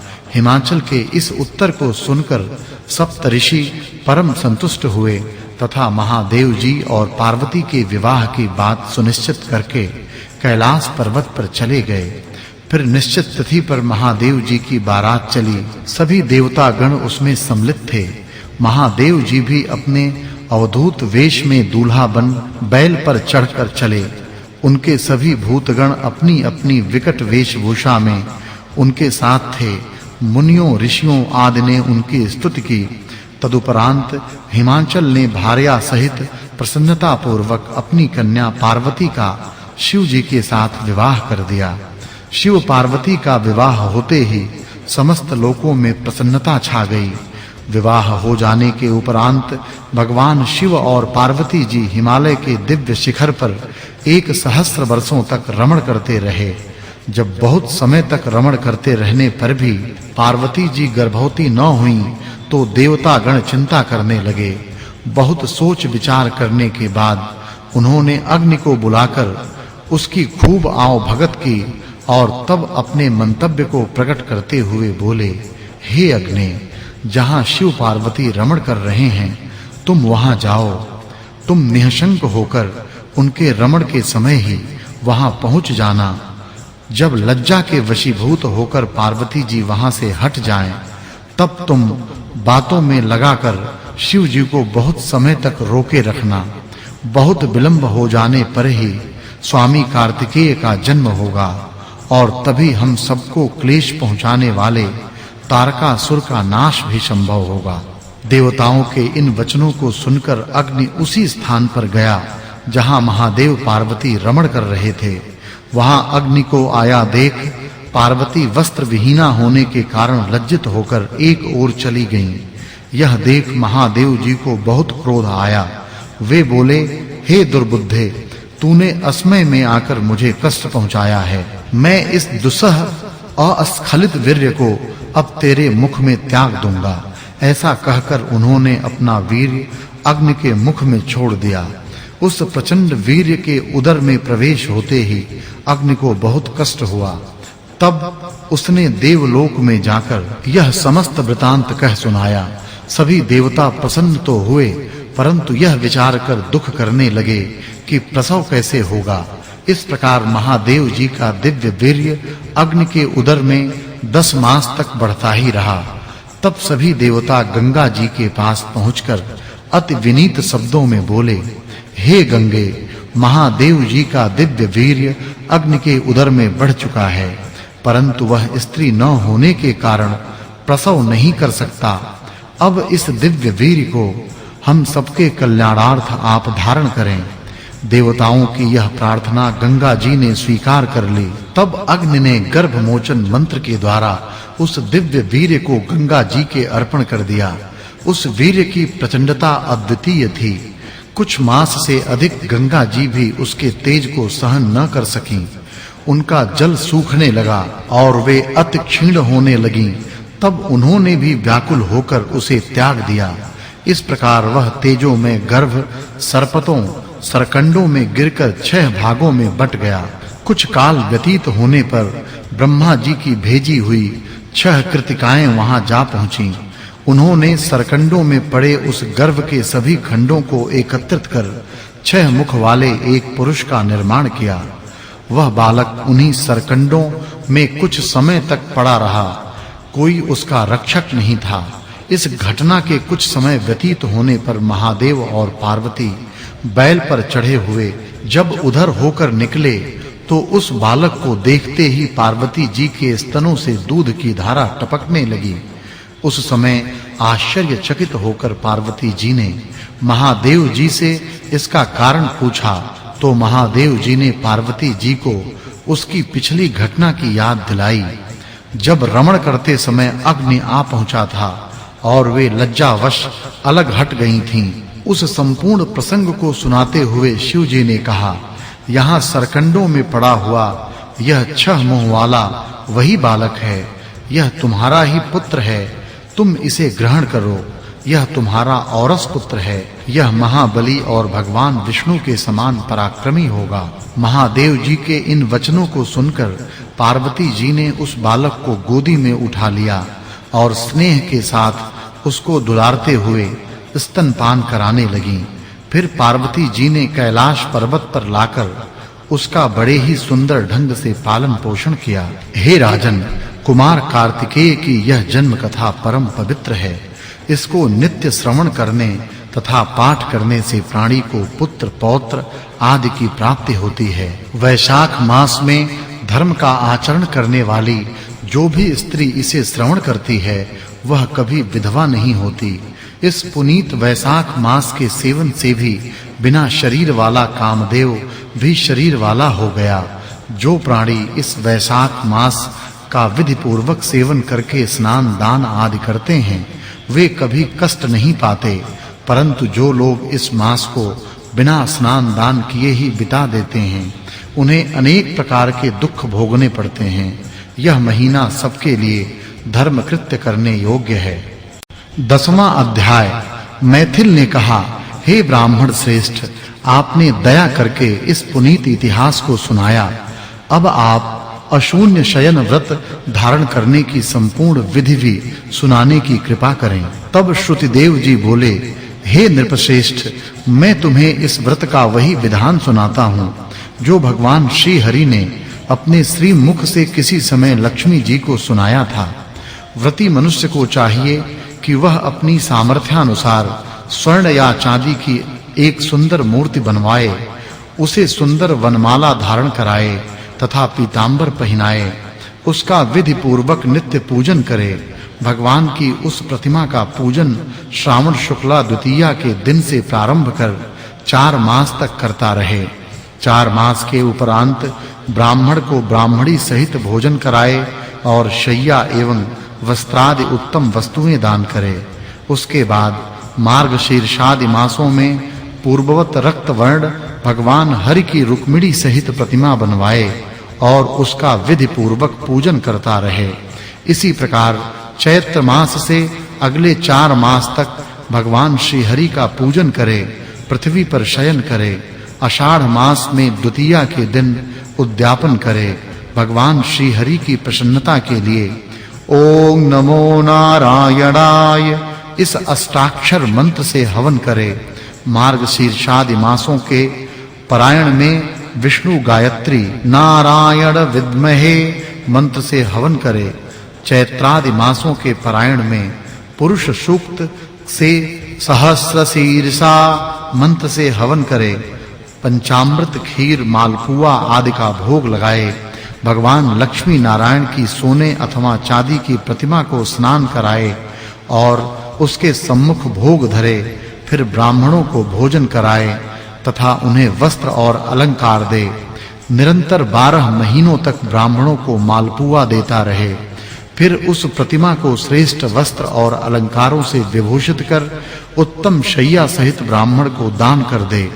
दान करते समय इस प्रकार से भगवान की प्रार्थना करे, हे जनार्दन, जिस प्रकार से आपकी शय्या लक्ष्मी से अशून्य है, उसी प्रकार हे मधुसूदन, इस शय्या दान के द्वारा मेरी शय्या भी अशून्य बनी रहे। इस प्रकार भगवान को प्रसन्न करने के उपरांत व्रती को चाहिए कि वह भगवान का भोग लगाकर स्वयं भी भोजन ग्रहण करे। इस व्रत को पुरुष, सौभाग्यवती स्त्री तथा विधवा अशून्य शयन के लिए धारण करे। जो भी प्राणी मोक्ष की कामना करता हो उसे यह व्रत अवश्य ही करना चाहिए। इसे करने से भगवान प्रसन्न होते हैं। इसके करने से दिव्य सिद्धियां प्राप्त होती हैं, दुर्लभ लाभों की प्राप्ति होती है तथा नाना प्रकार के सुख एवं संतान की उपलब्धि होती है। इतनी कथा सुनने के बाद राजा मैथिल ने श्रुतिदेव जी से प्रश्न किया, हे ब्राह्मण, अब आप कृपा करके मुझे वैशाख मास में छत्री दान करने से प्राप्त होने वाले पुण्य का फल बताने की कृपा करें। इस वैशाख मास में किए गए कर्मों के शुभ फलों को जानने की मेरी जिज्ञासा है। तब मुनि बोले, हे राजन, वैशाख मास में छत्री दान के महात्म को तुम श्रेष्ठ जानो। इस विषय में एक गुप्त रहस्य को सुनो। सतयुग में हेमकांत नामक एक राजा बंगाल में राज्य करता था। वह परम यशस्वी कुशकेतु का पुत्र था। वह महान पराक्रमी और बुद्धिमान था।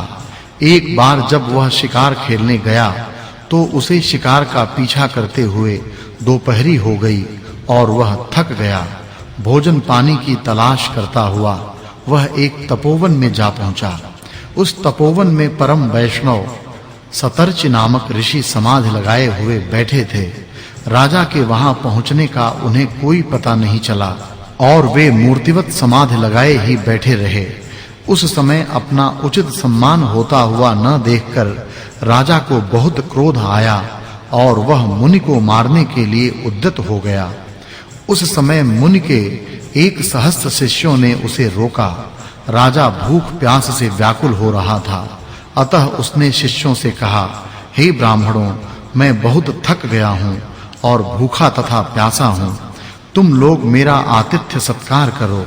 यह सुनकर उन शिष्यों ने नम्रता से कहा, हे राजन, हम अपने गुरु की आज्ञा के बिना क्या कर सकते हैं। उस समय राजा का क्रोध अधिक उग्र हो गया और उसने धनुष बाण लेकर उन ऋषि कुमारों का वध करने के लिए तीक्ष्ण बाण छोड़े। वे जान बचाने की इच्छा से भागने लगे, परंतु फिर भी राजा के उन तीक्ष्ण बाणों के द्वारा 300 शिष्य मारे गए। शेष शिष्यों के भाग जाने पर राजा और उनके सैनिकों ने उस आश्रम को लूट लिया और वहीं पर भरपेट भोजन भी किया। रात्रि होने पर जब राजा अपने महल को वापस लौटकर आया और उसके द्वारा पिता कुशकेतु ने वन का सारा हाल सुना तो वह बहुत दुखित हुआ। ऋषि कुमारों के वध की बात सुनकर राजा कुशकेतु बहुत रुष्ट हुआ। उसने अपने पुत्र की बहुत भर्त्सना की तथा उसे अपने राज्य से निकाल दिया। पिता के द्वारा निष्कासित होकर राजा हेमकांत जंगल में मारा फिरने लगा। 300 ऋषि कुमारों की ब्रह्म हत्या उसे निरंतर सताने लगी। वह वन में विचरण करता और शिकार मारकर अपना पेट भरता था। इसी प्रकार उसे जंगल में रहते हुए 28 वर्ष व्यतीत हो गए, परंतु उसे एक पल को भी चैन प्राप्त नहीं हो सका। देवात वैशाख मास में एक दिन दोपहर को उस वन में होकर त्रित नामक एक महामुनि जा रहे थे। वहां धूप की प्रखरता के कारण मुनि बेहोश होकर गिर पड़े। हेमकांत ने जब मुनि को इस दशा में देखा तो उसे दया आ गई। उसने ताड़ के पत्तों की छतरी बनाई और उसे मुनि के सिर पर लगाकर उनकी धूप से रक्षा की। अलम्बुशा का जल लाकर उन्हें पिलाया और मुख पर जल के छींटे भी दिए। इन उपचारों से मुनि को चेत हो गया। फिर उसी छतरी को लगाकर मुनि पास की बस्ती में चले गए। उस छतरी दान के कारण ही हेमकांत की ब्रह्म हत्याओं का पाप नष्ट हो गया। ब्रह्म हत्याओं का पाप नष्ट हो जाने पर हेमकांत को बहुत आश्चर्य हुआ और सोचने लगा कि यह सब कैसे हो गया। तभी दैवात हेमकांत को संग्रहणी का रोग हो गया, जिसके कारण उसे बहुत कष्ट हुआ। फिर उसने यह देखा कि उसके सम्मुख भयंकर आकृति वाले 3 यमदूत खड़े हुए हैं। वह उन्हें देखकर बहुत ही दुखी हो गया। तभी उसे क्षत्रिय दान का स्मरण हो आया। निदान उसने भगवान विष्णु का स्मरण किया, जिससे भगवान प्रसन्न हो गए और उन्होंने विश्वक्सेन को यह आज्ञा दी कि तुम जाकर हेमकांत की रक्षा करो और यमदूतों को भगा दो। वह वैशाख मास में छतरी का दान करने से निष्पाप हो चुका है। इस कारण तुम उसे कुशकेतु के पास ले जाकर उसका राज्य भी दिलाओ। भगवान की इस आज्ञा को पाकर विश्वक्सेन हेमकांत के पास जा पहुंचा। उसने उसे यमदूतों से मुक्त कराया और निरोग भी कर दिया। फिर वह उसे साथ लेकर उसके पिता के पास पहुंचा और उन्हें भगवान विष्णु का आदेश सुना दिया। भगवान की आज्ञा को सिरोधार्य कर राजा कुशकेतु ने हेमकांत को अपना राजपाट सौंप दिया और स्वयं पत्नी को साथ ले वन में तपस्या करने के लिए चला गया। हेमकांत वैशाख मास के प्रभाव को समझ चुका था, अतः उसने बड़ी लगन के साथ सदैव वैशाख मास का सेवन किया, यथोचित दान दिए, छत्री और जल का दान किया, इस पुण्य के प्रभाव से वह सभी प्रकार से सुखी और संपन्न बना रहा। उसके यश और वैभव में निरंतर वृद्धि होती रही। वह इस लोक में समस्त श्रेष्ठ सुखों को भोगता हुआ पुत्र पौत्रादि से भी सुखी बना रहा और अंत में विष्णु लोक को प्राप्त हुआ। हे राजन, इस प्रकार यह व्रत धर्म, अर्थ, काम तथा मोक्ष इन चारों फलों को देने वाला है। यह वैशाख मास सचमुच ही अति श्रेष्ठ फल देने वाला है। 11वां अध्याय। इस कथा को सुनने के पश्चात राजा ने कहा, हे महामुने, आपने वैशाख मास के जिन पुण्यशील धर्म कार्यों का वर्णन किया है वे बड़े ही सुलभ हैं। उन्हें करने से भगवान विष्णु सहज ही प्रसन्न भी हो जाते हैं। प्राणी को धर्म, अर्थ, काम और मोक्ष की प्राप्ति भी होती है। तब फिर क्या कारण है कि इस प्रकार का दैव अनुकूल धर्म भी संसार में अधिक प्रचलित नहीं हो सका है? श्रुतिदेव जी ने कहा, हे राजन, तेरे इस सुंदर प्रश्न को सुनकर मैं परम सुखी हुआ हूँ।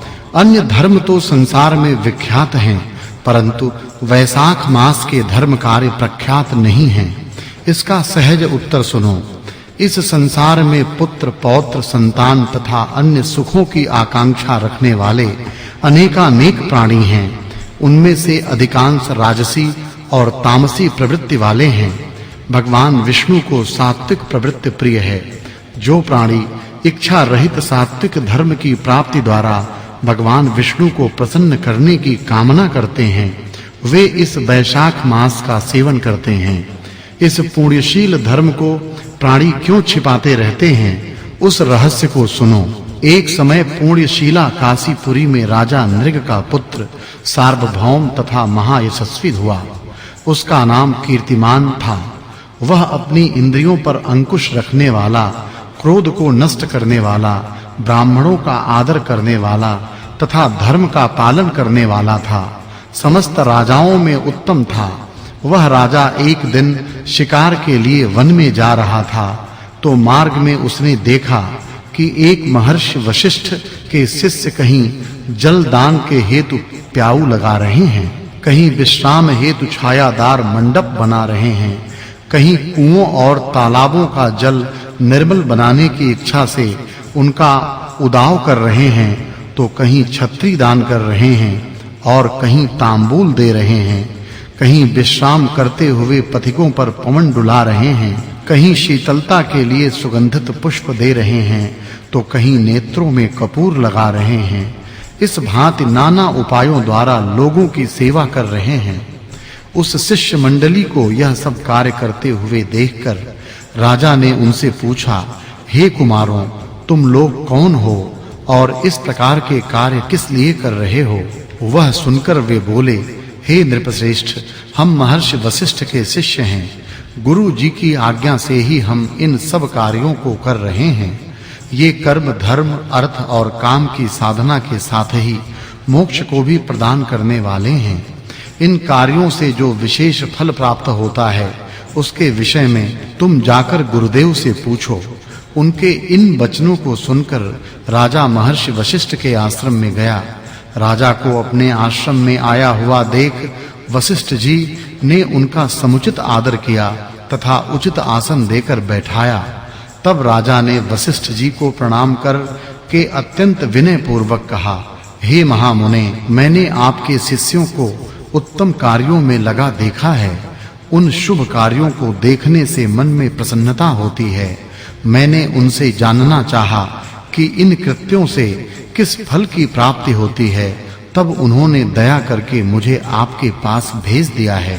अब आप कृपा करके यह बताएं कि इन कर्मों के द्वारा प्राणी को किस फल की प्राप्ति होती है। इस समय मैं इन श्रेष्ठ कार्यों के उत्तम रहस्य को जानने की इच्छा से ही यहाँ आया हूँ। यह सुनकर प्रसन्न होकर महर्षि वशिष्ठ ने कहा, हे राजन, मैं तुम्हारी धर्म में रुचि जानकर बहुत ही प्रसन्न हूँ। तुम इस गुप्त रहस्य को अवश्य सुनो। वैशाख मास परम पुनीत मास है। इसका सेवन करने से भगवान विष्णु बहुत प्रसन्न होते हैं। जो प्राणी धर्म से प्रीति रखते हों, उन्हें इस धर्मशील मास का सेवन अवश्य ही करना चाहिए। वैशाख मास का सेवन करने वाले प्राणी को प्रातः ब्रह्म मुहूर्त में शय्या त्याग देनी चाहिए तथा स्नान करके शरीर को शुद्ध करना चाहिए। फिर प्रसन्न चित्त होकर भगवान विष्णु की प्रसन्नता हेतु उनका विधिवत पूजन करना चाहिए। प्राणी को अपनी सामर्थ्य के अनुसार दान करना चाहिए तथा ब्राह्मणों की सेवा भी करनी चाहिए। ऐसा करने से भगवान श्री हरि जो चराचर जगत के स्वामी हैं अति प्रसन्न होते हैं। इसलिए हे राजन, तुम इस वैशाख मास का पालन उत्तम रीति से करो और अपनी प्रजा की भलाई के लिए उससे भी ऐसा करने को कहो। जो प्रजाजन इस परम पुनीत वैशाख मास का सेवन न करे उसे दंड भी दे सकते हो।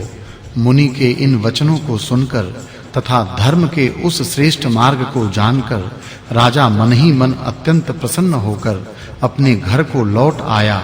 फिर उसने भगवान केशव के चरण हृदय में धारण किए और प्रभु से प्रीति करता हुआ अपने राज्य का पालन करने लगा। जब वैशाख मास आने को हुआ तो राजा ने अपने संपूर्ण राज्य में यह ढिढोरा पिटवा दिया कि 8 वर्ष से 80 वर्ष तक का कोई भी पुरुष, स्त्री अथवा बालक यदि रोगी नहीं है, वह यदि मेष की संक्रांति में सूर्योदय से पहले ही स्नान करके वैशाख मास के उत्तम धर्म का पालन नहीं करेगा तो उसे चोर को दी जाने वाली यातनाएं दी जाएंगी एवं राज्य से बाहर निकाल दिया जाएगा। उसने धर्म का उपदेश करने के लिए प्रत्येक गांव में एक-एक ब्राह्मण भेजा तथा धर्म का पालन न करने वालों को सजा देने के लिए 10-10 सैनिक भी नियुक्त किए। इस प्रकार उस राजा के संपूर्ण राज्य में धर्म का पूरी तरह विस्तार होने लगा। बाहरी राज्यों के लोग भी धर्म पालन की इच्छा से उस राज्य में आकर बसने लगे। लोगों को यह विश्वास हो गया कि यह पुण्यशील राज्य में मरने वाले को निश्चय ही मोक्ष की प्राप्ति होगी। इस प्रकार राजा के धर्म में रत होने के कारण धर्म का चारों ओर बोलबाला हो गया। वहां की प्रजा धर्म कार्य करती हुई मोक्ष प्राप्त करने लगी। तब चित्रगुप्त भी हैरान रह गए क्योंकि नरक खाली होने लगा था। एक दिन नारद जी धर्मराज के पास जाकर कहने लगे, हे धर्म, मुझे बड़ा आश्चर्य है कि इस बार तुम्हारे यहाँ बड़ी शांति है। नरक से हाहाकार का शब्द आता हुआ सुनाई नहीं पड़ रहा है। कुकर्मी जन तुम्हारे राज्य में आते जाते क्यों नहीं दिख पड़ते हैं? तब धर्मराज ने यह कहा, हे नारद जी, आजकल पृथ्वी पर राजा कीर्तिमान ने धर्म का आश्रय ग्रहण किया है। उसने भगवान केशव के चरणों में प्रीति लगा रखी है। भगवान पुरुषोत्तम की प्रसन्नता के लिए उसने अपने संपूर्ण राज्य में प्रजा को वैशाख मास का सेवन कराना आरंभ कर दिया है। राजदंड के भय से सभी लोग धर्म का पालन कर रहे हैं। वे सभी पुण्यों में प्रीति रख रहे हैं। कोई पाप कर्म नहीं करता। यही कारण है कि अपने पुण्यों के प्रभाव से सभी प्राणी मृत्यु के उपरांत मोक्ष को प्राप्त होते हैं और मेरा यह लोक पूरी तरह खाली हो चला है। वैशाख धर्म सेवन करने के कारण प्राणी ब्रह्म हत्या सरीखे महाभयानक पापों से भी मुक्त हो जाते हैं। अतः अब मैंने यह निश्चय किया है कि मैं उस महाप्रतापी राजा से जाकर युद्ध करूं। यदि मैं उस राजा को जीत सकने में असमर्थ रहा तो भगवान ब्रह्मा के पास जाकर अपनी व्यथा का वर्णन करूंगा, अन्यथा उसे मार ही डालूंगा। इस प्रकार नारद जी को अपने मन का सारा हाल कहकर यमराज ने जरा, रोग, व्याधि, मृत्यु आदि महाबली अनुचरों सहित महापराक्रमी अपने यमदूतों को साथ लिया और स्वयं भी यमदंड को हाथ में ले भैंसे पर सवार होकर अपनी सेना के साथ पृथ्वी पर जा पहुंचा। उसने महाबली राजा को पराजित करने के लिए उसके राज्य को चारों ओर से घेर लिया। जब राजा को यह पता चला कि यमराज ने उसके नगर को घेर लिया है तो वह अपनी प्रजा की रक्षा के लिए सेना सहित नगर के बाहर युद्ध करने के लिए आ गया। फिर दोनों ओर से भयानक युद्ध हुआ।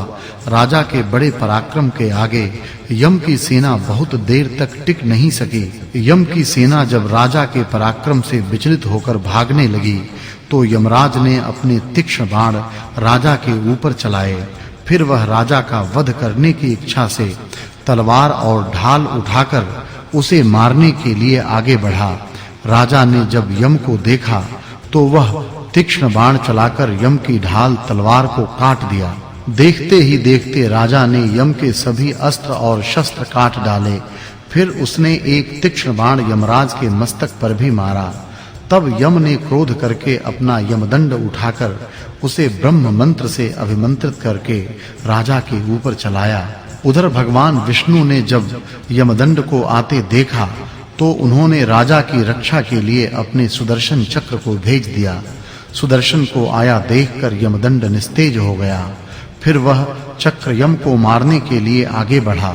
उस समय राजा बहुत व्यथित हुआ और वह भगवान के प्रिय सुदर्शन चक्र को नमस्कार कर प्रार्थना करता हुआ इस प्रकार कहने लगा, हे भगवान के प्रिय आयुध, आप भक्त जनों की रक्षा करने वाले हैं।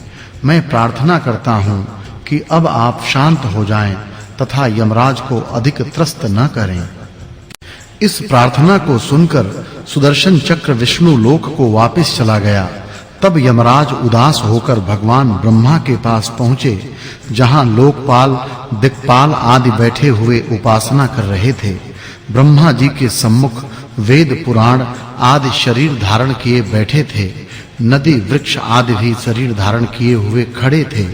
वापी, कूप, तालाब और पर्वत सभी शरीर सहित उपस्थित थे। दिन रात, पक्ष, मास, कल्प, काष्ठा, निमेष, ऋतु, अयन, संकल्प, विकल्प, निमेष, उन्मेष, ऋक्ष, योग, करण, पूर्णिमा, अमावस्या, सुख दुख, भय, लाभ, हानि, जय, पराजय, सतोगुण, रजोगुण और तमोगुण, शांत, मूढ़, अतिपौर, प्राकृतिक विकार, कफ, वात, पित्त आदि सभी चराचर मूर्तिमान होकर भगवान ब्रह्मा जी के सम्मुख खड़े हुए थे। तब चतुरानन के चरणों में साष्टांग नमस्कार करने के उपरांत यमराज ने अपने नेत्रों से अश्रु वर्षा करते हुए विलाप करना आरंभ कर दिया। यमराज की उस दशा को देखकर ब्रह्मा जी की सभा में उपस्थित सभी लोग महान आश्चर्य करने लगे। सबने मन ही मन विचारा कि वह यम, जिसे पल भर का भी अवकाश नहीं मिलता, आज इस प्रकार से दीन होकर क्यों खड़ा है। यम के वस्त्र फटे थे, शरीर की कांति नष्ट हो चुकी थी और चित्रगुप्त भी उसके पीछे उदास खड़ा हुआ था। फिर यम ने बड़ी कठिनता से कहना शुरू किया, हे कमलासन, हे प्रभु, अब आप मेरे पद की मर्यादा लोप हुई जाने। मेरी बहुत ही दुर्गति हुई है। मेरे वस्त्रादि छीने जा चुके हैं। आपके रहते हुए मैं महान दुर्गति को प्राप्त हुआ हूँ। यमराज की बातों को सुनकर सभी सभासद विह्वल हो गए। तब पवन ने भगवान ब्रह्मा के मन का आशय जानकर यम को उठाकर अच्छे आसन पर बैठाया और कहा, हे यम, तुम्हारी यह गति किसने की है। तुम सबके पिता कुशकेतु के सम्मुख अपने मन का सारा हाल कहो, तुम्हारा क्लेश निश्चय ही दूर होगा। तब पवन की बात को मानकर यम कुशकेतु के सम्मुख गया और बड़े ही विनीत स्वर में अपने साथ बीती हुई सभी घटनाओं को सत्य-सत्य बताने लगा। 12वां अध्याय। यम ने कहा, हे प्रभु, हे कमलासन, हे ब्रह्मन, मैं अति दीन होकर आपकी शरण में आया हूँ। मेरी प्रतिष्ठा पूर्णतः लोप हो रही है। जब प्राणी की पद प्रतिष्ठा ही नष्ट हो जाए तो उसे जीने से क्या लाभ। जो अपने स्वामी के द्वारा नियुक्त कार्य को नहीं कर पाता, उसे घुन की योनि प्राप्त होती है। जो बिना काम के खाता रहता है, इस तिर्यक योनि में रहकर उसे 300 वर्ष तक नरक भोगना होता है।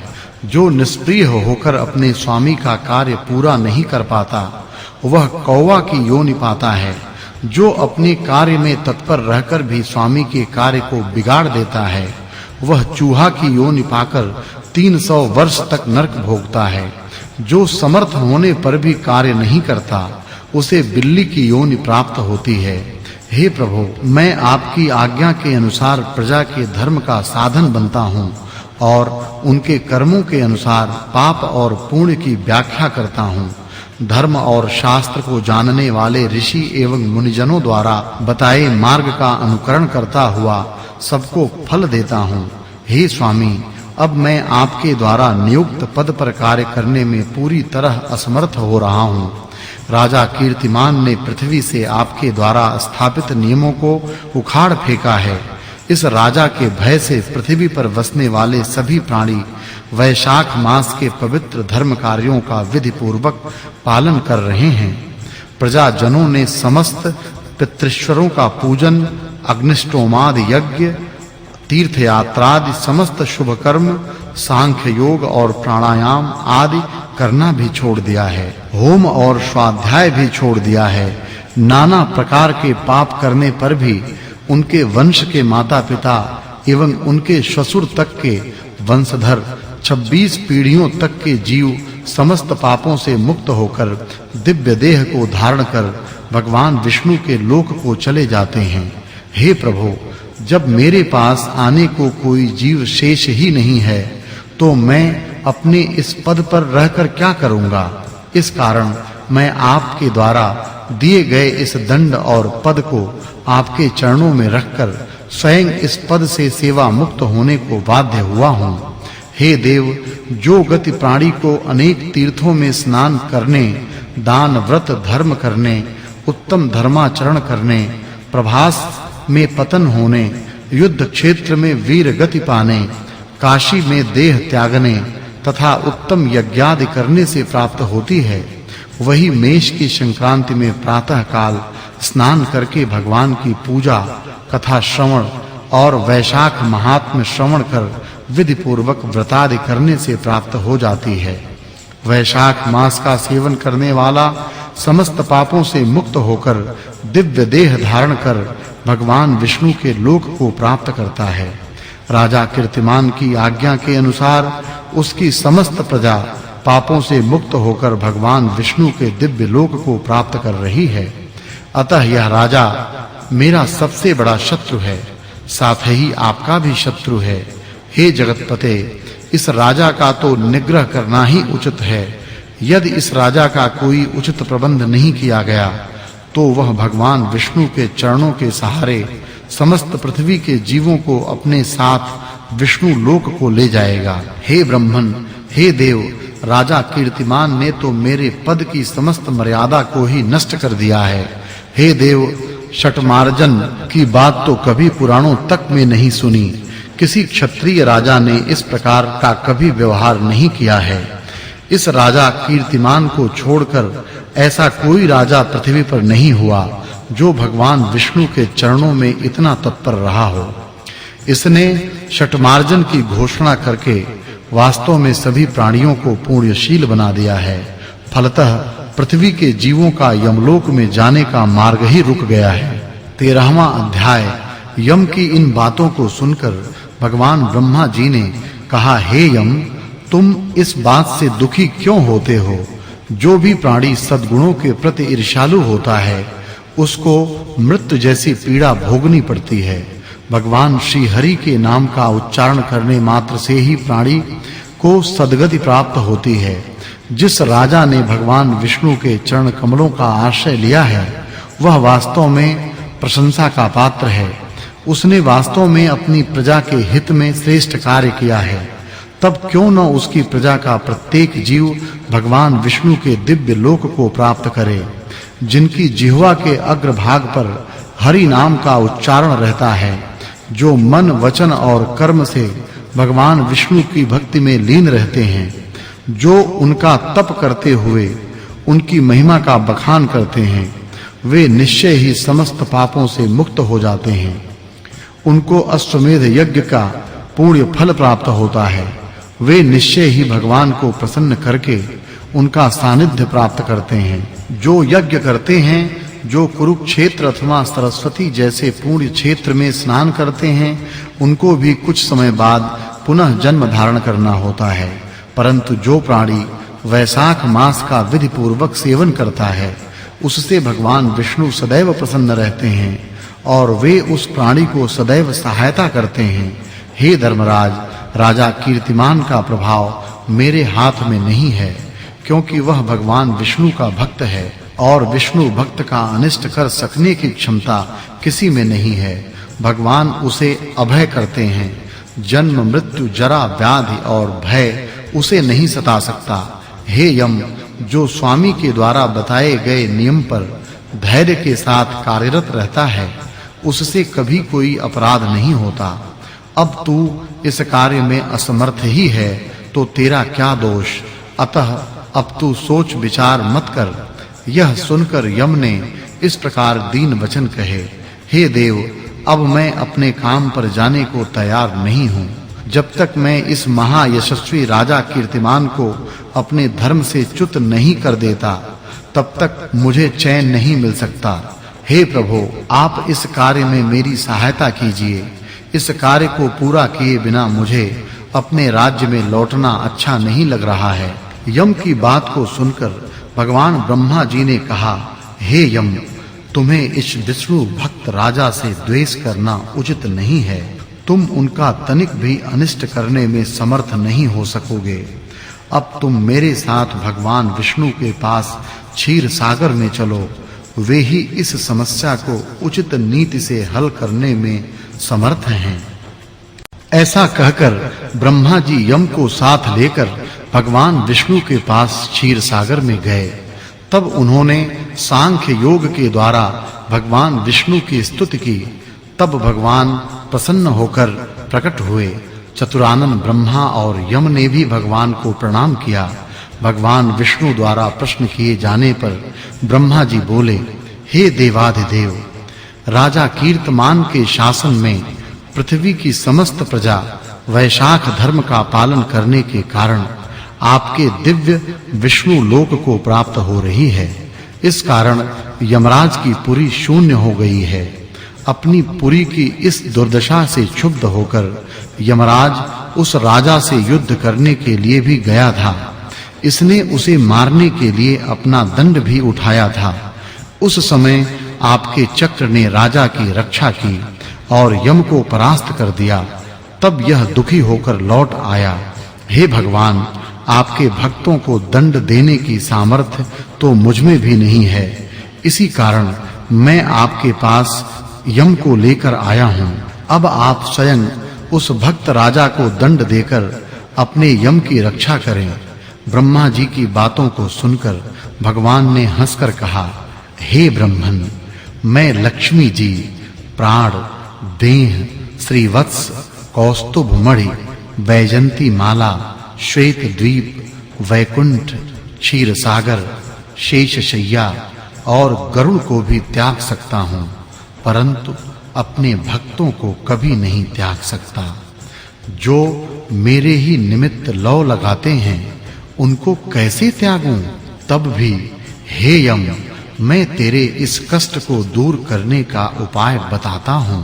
राजा को मैंने 10,000 वर्ष की आयु दी है, उसमें से वह 60। 15वां अध्याय। श्रुतिदेव जी बोले, हे राजन, भगवान मधुसूदन को प्रिय वैशाख मास के महात्म को और भी सुनो। पूर्व काल में पांचाल देश में राजा भूरियश के बाद उसका पुत्र पुरुयश नामक एक राजा हुआ था। वह पराक्रमी, उदार और प्रतापी था। वह धर्म पूर्वक पृथ्वी का शासन करने लगा, परंतु अपने पूर्व जन्म में उसने जलदान नहीं किया था।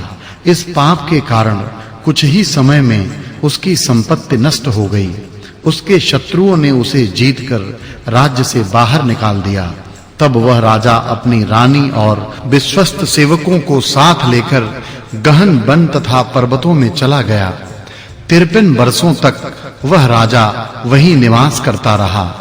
एक दिन वह अपने गुरु का स्मरण करता हुआ अपने सद्गुण पर विचार कर रहा था कि उसी समय याज और उपयाज नामक 2 श्रेष्ठ मुनीश्वर उसके पास आए। राजा ने उनका सम्मान किया और उचित सत्कार करके आसन पर बैठा। उनके चरणों में अपना मस्तक रख दिया। तत्पश्चात मुनीश्वरों को प्रसन्न देख कर राजा ने यह प्रश्न किया, हे सर्वज्ञ, आप कृपा करके मुझे यह बताएं कि किस कारण से मेरी समस्त संपत्ति नष्ट हो गई है और मुझे यह महान कष्ट क्यों भोगने पड़ रहे हैं। मैंने तो सदैव शुभ कर्म ही किए थे, फिर मुझे यह दंड किस पाप के कारण मिला है। राजा की बात सुनकर विचार करने के बाद मुनीश्वर बोले, हे राजन, अपने पिछले 10 जन्मों में तू अत्यंत पापी व्याध रह चुका है। तूने अनेकों जीवों का वध तो किया, परंतु कभी भी भगवान हरि का न तो स्मरण किया और न उन्हें नमस्कार ही किया। इस प्रकार पापमय जीवन व्यतीत करते हुए तूने 9 जन्म काटे। 10वें जन्म में तू सह्याद्रि पर्वत पर व्याध का जन्म लेकर पथिकों को पीड़ा पहुंचाता हुआ गौड़ देश की प्रजा का मांस भक्षण करके जीवन व्यतीत करने लगा। मृग और पक्षियों के छोटे-छोटे बच्चों का वध करने के कारण ही तेरे कोई संतान नहीं हुई। विश्वासघात करने के कारण तुझे सहोदर भी नहीं मिला। पथिकों को कष्ट देने के कारण तू दरिद्री हुआ। सदैव द्वेष करने के कारण तुझे महान कष्ट भोगने पड़े हैं। क्रूर कर्म करते रहने के कारण तुझे भोजन नहीं मिलता। यही कारण है कि जो तुझे पीड़ा होती है। फिर तेरा उत्तम कुल में जन्म हुआ, उसका कारण भी सुन। अपने 10वें जन्म में जब तू गौड़ देश के पथिकों को कष्ट पहुंचाया करता था, तब एक दिन 2 धनी वैश्य तथा कर्षण नामक एक मुनि उस गहन वन में होकर निकले। धन की इच्छा से तूने एक वैश्य को जब मार डाला, तो दूसरा वैश्य अपना धन पेड़ों के पीछे फेंक कर भाग गया। तेरे उस खूनी स्वरूप को देखकर कर्षण मुनि भी जान बचाने को भागे, परंतु धूप और प्यास से विकल होकर वे समीप ही गिर पड़े। तूने धन का पता पूछने की इच्छा से कर्षण मुनि को मूर्छित देखकर उनकी सेवा की और उन्हें सुखी किया। स्वस्थ होने पर तूने मुनि से वैश्य द्वारा फेंके गए धन का पता जान लिया तथा प्रसन्न होकर मुनि को निर्भय हो चले जाने को कह दिया। यद्यपि तूने अपने प्रयोजन की सिद्धि के लिए ही मुनि की रक्षा की थी, परंतु हे राजन, उसी पुण्य के कारण तूने अगले जन्म में महान राजवंश में जन्म लिया। हे राजन, यदि तू वास्तव में उत्तम गति और सुख की कामना करता है, तो अब निश्चय पूर्वक परम पुनीत वैशाख मास का सेवन कर। अक्षय तृतीया के दिन ब्याही हुई गौ ब्राह्मण को दान दे। छत्री और हरि प्रतिमा का दान कर। जल की प्याऊ लगवा और नित्य स्नान करके भगवान माधव का पूजन कर। ऐसा करने से तेरी विजय अवश्य ही होगी। इस प्रकार समझाकर जब याज और उपयाज चले गए, तब राजा ने भगवान विष्णु के चरणों को मन में धारण कर अपने सहयोगियों को साथ लेकर पुनः पांचाल राज्य में प्रवेश किया। उसने बड़े ही मनोयोग से प्रजा सहित वैशाख धर्म का पालन करना आरंभ किया। फिर उसने अपनी बची हुई सेना एकत्रित की। जब शत्रुओं ने उस पर पुनः चढ़ाई की, तो उसने उनका डटकर सामना किया और उन्हें हराकर भगा दिया।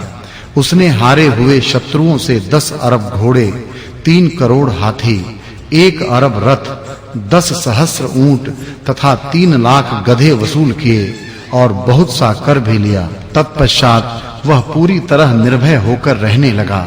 वह चक्रवर्ती राजा हुआ। उसके शूरवीर, उदार तथा पराक्रमी 5 पुत्र हुए। उसकी प्रजा उसे बहुत चाहने लगी। राजा निष्काम होकर भगवान मधुसूदन की प्रसन्नता के लिए श्रेष्ठ धर्म का पालन करने लगा।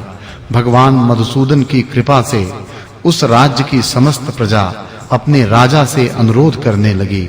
उस राजा के पूर्ण प्रताप और धर्म में प्रीति प्रगाढ़ देखकर भगवान मधुसूदन ने प्रसन्न होकर अक्षय तृतीया के दिन अपने परम भागवत स्वरूप में शंख, चक्र, गदा, पद्म, पीतांबर और बनमाला धारण किए लक्ष्मी जी सहित अपने अनुचरों और गरुड़ सहित राजा को दर्शन देकर कृतार्थ किया। भगवान के उस सहस्त्र सूर्य के समान तेज को देखकर राजा ने अपने नेत्रों को बंद कर लिया और हर्ष में मग्न हो गया। प्रेम से विह्वल होकर वह रोमांचित हो गया और आत्म विभोर होकर नेत्रों से जल वर्षा करता हुआ अति विनीत भाव से दोनों हाथ जोड़कर दंडवत करने के बाद प्रभु की स्तुति करने लगा। 16वां अध्याय। श्रुतिदेव जी बोले, हे राजन, राजा पुरुयश ने भगवान मधुसूदन का पहले विधि पूर्वक पूजन किया और फिर कहने लगा, हे प्रभु, हे निर्गुण विश्वमूर्ते, आपके चरणारविंद धन्य हैं। इनकी शरण में आकर हर प्राणी अपने पापों से मुक्त हो जाता है। हे देव, मैं महान पातकी हूँ। मैंने अनेक प्रकार की योनियों में भ्रमण किया है। मैंने कोई धर्म कार्य नहीं किया और प्रभु की शरण भी नहीं ली। इसी कारण मेरा सुख और वैभव नष्ट हो गया। मैं जब शत्रुओं के द्वारा पराजित हो गया, तब प्रभु की कृपा से मेरे गुरुजनों ने हरि चरण ग्रहण करने की प्रेरणा दी। हे भगवान, अब आपकी कृपा से मैं पूरी तरह प्रसन्न हूँ। हे संतों पर दया करने वाले प्रभु, आपको बारंबार नमस्कार है। आप मुझ पर प्रसन्न हों। आपके चरणों की कृपा से मैं परिवार और प्रजा सहित धर्म का पालन करने में सफल हो सकूं। हे देवाधिदेव, सबके कल्याण करता, सबके पालन करता एवं मोक्षदाता प्रभु, मेरा मन आपके चरण कमलों में लगे। मेरी जिह्वा से आपकी पवित्र कथा निकले। मेरे नेत्र आपकी दिव्य मूर्ति के दर्शन करें और मेरे कानों में आपकी निर्मल कथा पढ़ती रहे।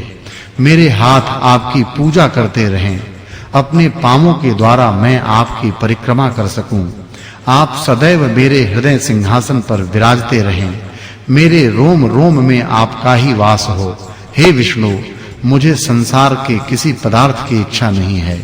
मुझे तो केवल आपके ही चरण कमलों की लालसा है। मैं उन्हीं की प्रीति की कामना करता हूँ। राजा की इस स्तुति को सुनकर भगवान अत्यंत प्रसन्न होकर बोले, हे राजन, तुम पाप रहित हो और मेरी निष्काम भक्ति में रत हो, इसलिए तुम श्रेष्ठ हो। तुम 10 सहस्त्र वर्षों की अवस्था को प्राप्त करोगे। इस लोक में तुमको दिव्य वैभव प्राप्त होंगे और अंत में तुम मेरे लोक को प्राप्त करोगे। जो भी प्राणी तुम्हारी वंदना करेंगे, उनको मैं प्रसन्न होकर भक्ति और मुक्ति अवश्य प्रदान करूंगा। आज अक्षय तृतीया के दिन स्नान, दान, गौ अथवा बैल दान करने से तथा पितरों का श्राद्ध करने से अक्षय फल की प्राप्ति होती है। मृत्यु, जरा, जन्म, भय और सभी प्रकार के पाप नष्ट हो जाते हैं। मैं वैशाख मास में किए गए धर्म कार्यों से प्रसन्न होता हूँ। जो लोग मेरे चरणों में प्रीति करते हैं, वे सर्वदा निष्पाप होते हैं। तुमने अपने गुरु का आदेश मानकर श्रेष्ठ धर्म का पालन किया है। मैं तुम पर अत्यंत प्रसन्न हूँ और इसी कारण मैंने तुम्हें दर्शन भी दिए हैं। अब तुम दिव्य भोगों का सेवन करो। भगवान श्री हरि राजा को इस प्रकार वरदान देकर अंतर्ध्यान हो गए। तब राजा अति प्रसन्न होकर धर्म का पालन करता हुआ साधु सेवा करने लगा। उसने मन, वचन और कर्म से प्रभु की आराधना की। उसके पुत्र पौत्रादि की वृद्धि हुई। वह इस लोक में दिव्य सुखों को भोग कर अंत में भगवान विष्णु के चरणों में गया। जो भी प्राणी इस परम पुनीत आख्यान को सुनते या सुनाते हैं, वे सभी पापों से मुक्त होकर भगवान विष्णु के चरणों में स्थान प्राप्त करते हैं। इसमें कोई संदेह नहीं है। भगवान श्री हरि अपने भक्तों पर ऐसी ही कृपा प्रदर्शित कर उन्हें सामुज्य मुक्ति प्रदान करते हैं। 17वां अध्याय। राजा ने कहा, हे मुनीश्वर, आपके मुखार विंद से भगवान के इस पुनीत धर्म को सुनकर बड़ी प्रसन्नता होती है। अब आप कृपा कर उन दिव्य धर्मों का वर्णन करें जिनसे भगवान विष्णु प्रसन्न होते हैं। यह सुनकर श्रुतिदेव बोले, हे नरश्रेष्ठ, मैं प्राणियों के समस्त पापों को नष्ट करने वाली एक पुनीत कथा कहता हूँ, उसे सुनो। एक समय पंपा नदी के तीर का निवासी एक परम यशस्वी ब्राह्मण, जिसका नाम शंख था, सिंह राशि के बृहस्पति में गोदावरी के तट पर गया। वह भीमरथी के पार पहाड़ों पर, जहां विकट जंगल था, गया। वहां न तो कोई मनुष्य था और न जल था। वैशाख की भीषण गर्मी से विकल होकर वह ब्राह्मण एक वृक्ष की छाया में बैठकर सुस्ताने लगा। तभी हाथ में धनुष बाण धारण किए एक व्याध उधर आ निकला। सूर्य के समान चमकते हुए कुंडल पहने उस अकेले ब्राह्मण को देखकर उस पापी ने उन्हें पकड़कर बांध दिया। फिर उनके कुंडल, जूते, छत्री, माला और कमंडलू को छीनकर उन्हें जलती हुई रेत पर पटक कर चला गया। तदुपरांत शंख उस दुष्ट के बंधन से मुक्त होकर आगे बढ़े परंतु गर्म रेत में उनके पैर जले जाते थे। वे पीड़ा से छटपटाकर आहें भर रहे थे। जब दूर खड़े व्याध ने ब्राह्मण को गर्म रेत में पांव जलने के कारण आहें भरते देखा तो उसे दया आ गई। तब उसने ब्राह्मण को अपनी पुरानी जूती दे दी और ब्राह्मण ने भी प्रसन्न होकर उसे आशीर्वाद दिया। उसे सुनकर व्याध ने विस्मित होकर कहा, हे ब्राह्मण, मैंने तो आपके नए जूते छीनकर अपने पुराने जूते आपको दिए हैं, इसमें मेरा क्या पुण्य है? तब शंख ने कहा, हे व्याध, वैशाख मास अति श्रेष्ठ मास है। इस मास में धर्म करने वाले से भगवान हरि प्रसन्न होते हैं। मेरे जूते तूने अपनी प्रकृति के अनुसार बलपूर्वक ले लिए हैं, इसलिए वे तेरे हो गए हैं। परंतु अब तूने दया करके मेरे पांव की रक्षा के लिए इस वैशाख मास में अपने जो पुराने जूते दान किए हैं, उसका फल तुझे अवश्य ही प्राप्त होगा। इस पुण्य कर्म के कारण तू भी निष्पाप होकर उत्तम गति प्राप्त करेगा। दैव योग से उसी समय व्याध का पीछा करता हुआ एक सिंह वहां आ पहुंचा। इससे पहले कि वह सिंह व्याध पर झपटता, उसे पास ही एक हाथी दिखाई दिया। नादान वह सिंह हाथी पर ही झपटा। उन दोनों में घमासान लड़ाई हुई और वे दोनों ही मरणासन्न होकर पृथ्वी पर गिर पड़े। उसी समय मुनि ने व्याध से वैशाख धर्म का वर्णन किया, जो उन दोनों सिंह और हाथी के कानों में भी पड़ा। नादान वे दोनों उस कथा श्रवण के प्रभाव से तुरंत शाप मुक्त होकर दिव्य देह को प्राप्त हुए। तब शंख ने उनसे कहा, हे दिव्य जनों, तुम कौन हो और किस कारण इस पशु योनि को प्राप्त हुए थे? वे बोले, हे मुनि श्रेष्ठ, हम दोनों मतंग ऋषि के पुत्र हैं। शाप के कारण हमारे दंतिल और कोलाहल नाम हुए। उस समय हमारे पिता ने हमसे यह कहा, हे पुत्रों, तुम भगवान मधुसूदन के प्रिय मास वैशाख का सेवन करो। ऐसा करने से तुम निश्चय ही बंधन मुक्त हो सकोगे। परंतु अपनी दुर्बुद्धि के कारण हमारी समझ में कुछ नहीं आ सका। तब हमारे पिता ने क्रोध करके हमें शाप देकर सिंह और हाथी बना डाला।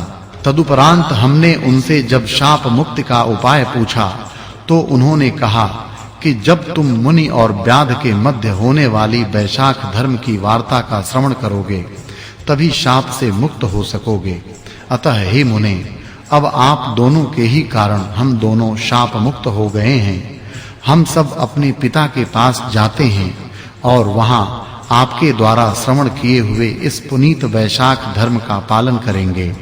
जब व्याध ने उन दोनों को पशु योनि से मुक्त हो दिव्य देह धारण कर उत्तम लोक को जाते देखा, तो वह भी अपने समस्त शस्त्रों को फेंककर कृपाल ऋषिवर शंख के चरणों में गिरकर इस प्रकार कहने लगा। 18वां अध्याय। व्याध ने कहा, हे मुने, आपने मुझ अधम पर वास्तव में बड़ी कृपा की है।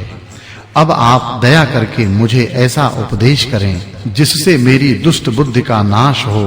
तब शंख बोले, हे व्याध, यहाँ धूप है, चलो ऐसी जगह चलें जहाँ शीतलता हो और जल हो। तब वह व्याध मुनि को समीप ही एक सरोवर के किनारे ले गया। उस सरोवर में बगुला, राजहंस आदि जल जीव क्रीड़ा कर रहे थे तथा कुमुदिनी आदि पुष्प शोभायमान थे। किनारे पर अनेक प्रकार के वृक्ष थे। वहां शंख मुनि ने स्नान किया। फिर जब वे जल पीकर स्वस्थ हुए तो एक छायादार वृक्ष के नीचे बैठकर व्याध से इस प्रकार कहने लगे, हे व्याध, वैशाख धर्म सब धर्मों से श्रेष्ठ है। यह महान फल देने वाला है। अब तू पहले अपने पिछले जन्म का वृतांत श्रवण कर। पिछले जन्म में तू शाकल नगर में रहने वाला एक वेद पाठी ब्राह्मण था। तूने श्रीवत्स गोत्र में जन्म धारण कर लिया था और तेरा नाम स्तंभ था। वहां तेरा संबंध एक वेश्या से हो गया तथा उस दुराचारिणी की संगति के कारण तू शूद्रों के समान कर्म करने लगा और धर्म से विमुख हो गया। परंतु तेरी भार्या ब्राह्मणी परम रूपवती और पतिव्रता थी। वह धर्म का पालन करने हेतु तेरी और उस वेश्या की सेवा भी करती थी। वह तुम दोनों की आज्ञा का पालन करने में लगी रहती थी। संयोग से एक दिन तूने भैंस का दूध पिया और मूली सेवन करने के बाद तिल भी खाए। इस कारण तुझे दारुण भगंदर रोग हो गया, जिससे तू महान कष्ट पाने लगा।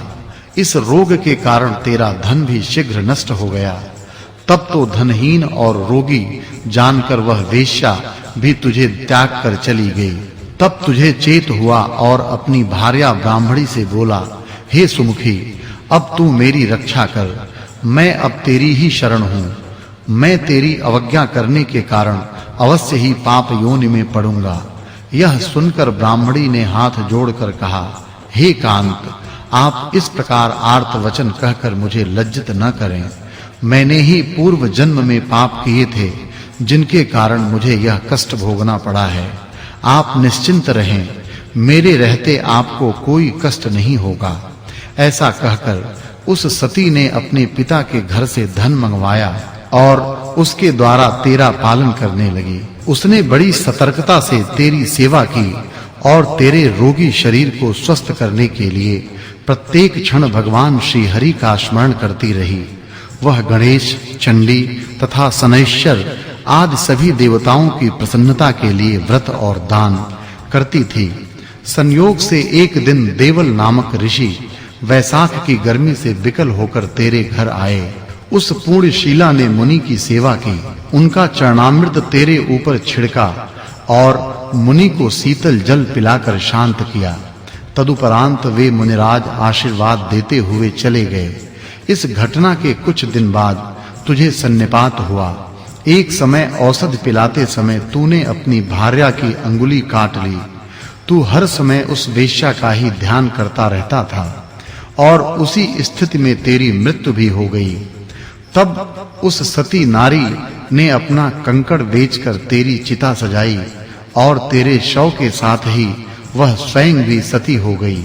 अपने पुण्यों के प्रभाव से तेरी भार्या तो भगवान विष्णु के लोक को चली गई, परंतु अंत समय तक वेश्या की प्रीति के कारण तुझे इस जन्म में व्याध योनि प्राप्त हुई है। तुझे हिंसा प्यारी है, तेरा चित्त भी सदा ही उद्वेग के वशीभूत रहता है। परंतु चूंकि तेरी भार्या ने देवल ऋषि का चरणोदक तेरे शरीर पर छिड़का था और तेरी आज्ञा लेकर ही उनको शीतल जल पीने को दिया था, अतः उसके पुण्य से ही तेरी बुद्धि में धर्म के प्रति यह आस्था उत्पन्न हो सकी है तथा उत्तम बुद्धि के कारण ही तूने सुखों के हेतु धर्म को पूछा है। हे व्याध, मैंने तेरे पूर्व जन्म का सभी वृतांत बता दिया है। अब तू जो और पूछना चाहे सो पूछ ले। तेरा मन भी अब शुद्ध हो गया है, तेरा कल्याण हो। 19वां अध्याय। व्याध ने कहा, हे मुने, आपने वैशाख धर्म की महत्ता और पुण्य का उल्लेख करते हुए उसे भगवान विष्णु के निमित्त समर्पित करने का वर्णन किया है। इसलिए अब कृपा करके आप भगवान विष्णु की महिमा का भी वर्णन कीजिए। भगवान विष्णु कैसे हैं तथा वैशाख धर्म क्या है, यह मुझे बताने की कृपा करें। तब शंख मुनि ने कहा, हे व्याध, भगवान विष्णु का कल्मष रहित स्वरूप ब्रह्मा इत्यादि देवताओं के भी ध्यान में नहीं आता है। वे संपूर्ण शक्तियों से युक्त निर्गुण अनंत सच्चिदानंद स्वरूप हैं। समस्त चराचर के वे ही एकमात्र स्वामी हैं। वे ही पूर्ण ब्रह्म हैं। उनसे उत्पत्ति, स्थिति, संहार, आवृत्ति, नियम, प्रकाश, बंध, मोक्ष और वृत्ति होती है। वेद, स्मृति, पुराण, इतिहास, पंचरात्र और महाभारत भगवान के ही आत्म स्वरूप हैं। इनके द्वारा विष्णु भगवान को जाना जाता है। उनके जन्म, कर्म और गुणों का ज्ञान होने पर ही प्राणी को मोक्ष प्राप्त होता है। वे समस्त चराचर में व्याप्त हैं। प्रत्यक्ष रूप में आगम अथवा अनुमान द्वारा बल, ज्ञान और सुख में प्रथम मनुष्य को जानना चाहिए। उससे 100 गुना राजा होता है। तत्वाभिमानी देवता उससे भी सहस्र गुने होते हैं। देवताओं से सप्तऋषि श्रेष्ठ होते हैं। सप्तऋषियों से अग्नि, अग्नि से सूर्य, सूर्य से बृहस्पति, बृहस्पति से वायु, वायु से इंद्र, इंद्र से पार्वती और पार्वती से जगत गुरु महादेव, उनसे बुद्धि देवी और बुद्धि से प्राण बलिष्ठ होते हैं। प्राण सबसे श्रेष्ठ हैं। यह समस्त जगत प्राणात्मक ही है, उसी से ओतप्रोत है तथा वेष्टित है। यह नील मेघ के समान प्रभा युक्त एवं सबका आधारभूत है। इसी को सूत्र कहते हैं। लक्ष्मी के कटाक्ष मात्र से ही इसकी स्थिति है। तब व्याध ने पूछा, भगवान विष्णु की एकमात्र कृपा पात्र लक्ष्मी देवी हैं, उनके समान कोई नहीं है। जीव में प्राण नामक सूत्र कैसे हुआ? हे मुने, मुझे यह बताने की कृपा करें कि परमात्मा प्राण से अधिक कैसे है। शंख ने कहा, हे व्याध, प्राचीन काल में भगवान नारायण ने कमल योनि में ब्रह्मा आदि को रचकर सभी से यह कहा है कि मैं ब्रह्मा को तुम्हारा राजा बनाऊंगा और तुम में जो सर्वश्रेष्ठ हो वह युवराज बने, परंतु उसे शील, शौर्य और औदार्य आदि गुणों से संपन्न होना चाहिए। भगवान के यह वचन सुनकर देवता इंद्र के पास जाकर विवाद करने लगे। कोई सूर्य को, कोई इंद्र को तो कोई अन्य को श्रेष्ठ कहता था। जब वे लोग कोई निर्णय करने में असमर्थ रहे तो भगवान के पास गए और बोले, हे प्रभु, हमने आपस में बहुत विचार किया, परंतु हम में से कोई भी अधिक श्रेष्ठ नहीं लगा। अतः अब आप ही इसका निर्णय करने की कृपा करें। भगवान उनकी बात सुनकर हंसे और बोले, मेरे विराट रूप शरीर में से जिसके निकलने पर शरीर गिर पड़े और उसके प्रवेश होने पर पुनः खड़ा हो जाए, वही तुम सब में श्रेष्ठ है। भगवान की यह बात सुनकर जयंत भगवान के पांवों में से निकल गया तो उसे सब लोग पंगु कहने लगे। दक्ष प्रजापति गुह्येंद्रियों में से निकल गए तो उन्हें क्षण कहने लगे। इंद्र हाथों में से निकल गया तो उसे लूला कहने लगे। नेत्र से सूर्य के निकलने पर उसे काना कहने लगे।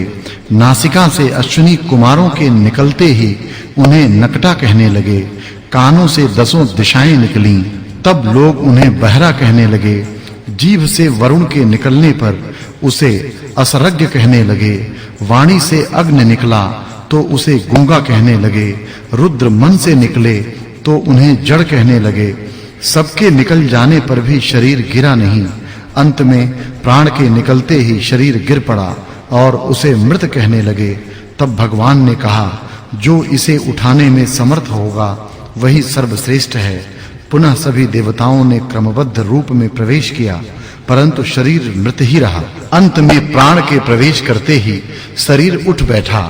तब सभी देवताओं ने निश्चय किया कि बल, ज्ञान, धैर्य, वैराग्य और जीवन से भी अधिक प्राण ही समस्त देवताओं का अधीश्वर एवं व्यापक है। अतः उन्होंने प्राण को ही युवराज बनाया और उसके सम्मानार्थ सामवेद का गान करने लगे। इसी कारण यह चराचर सृष्टि प्राणात्मक है। प्राण सर्वव्यापक और सबका मूल है।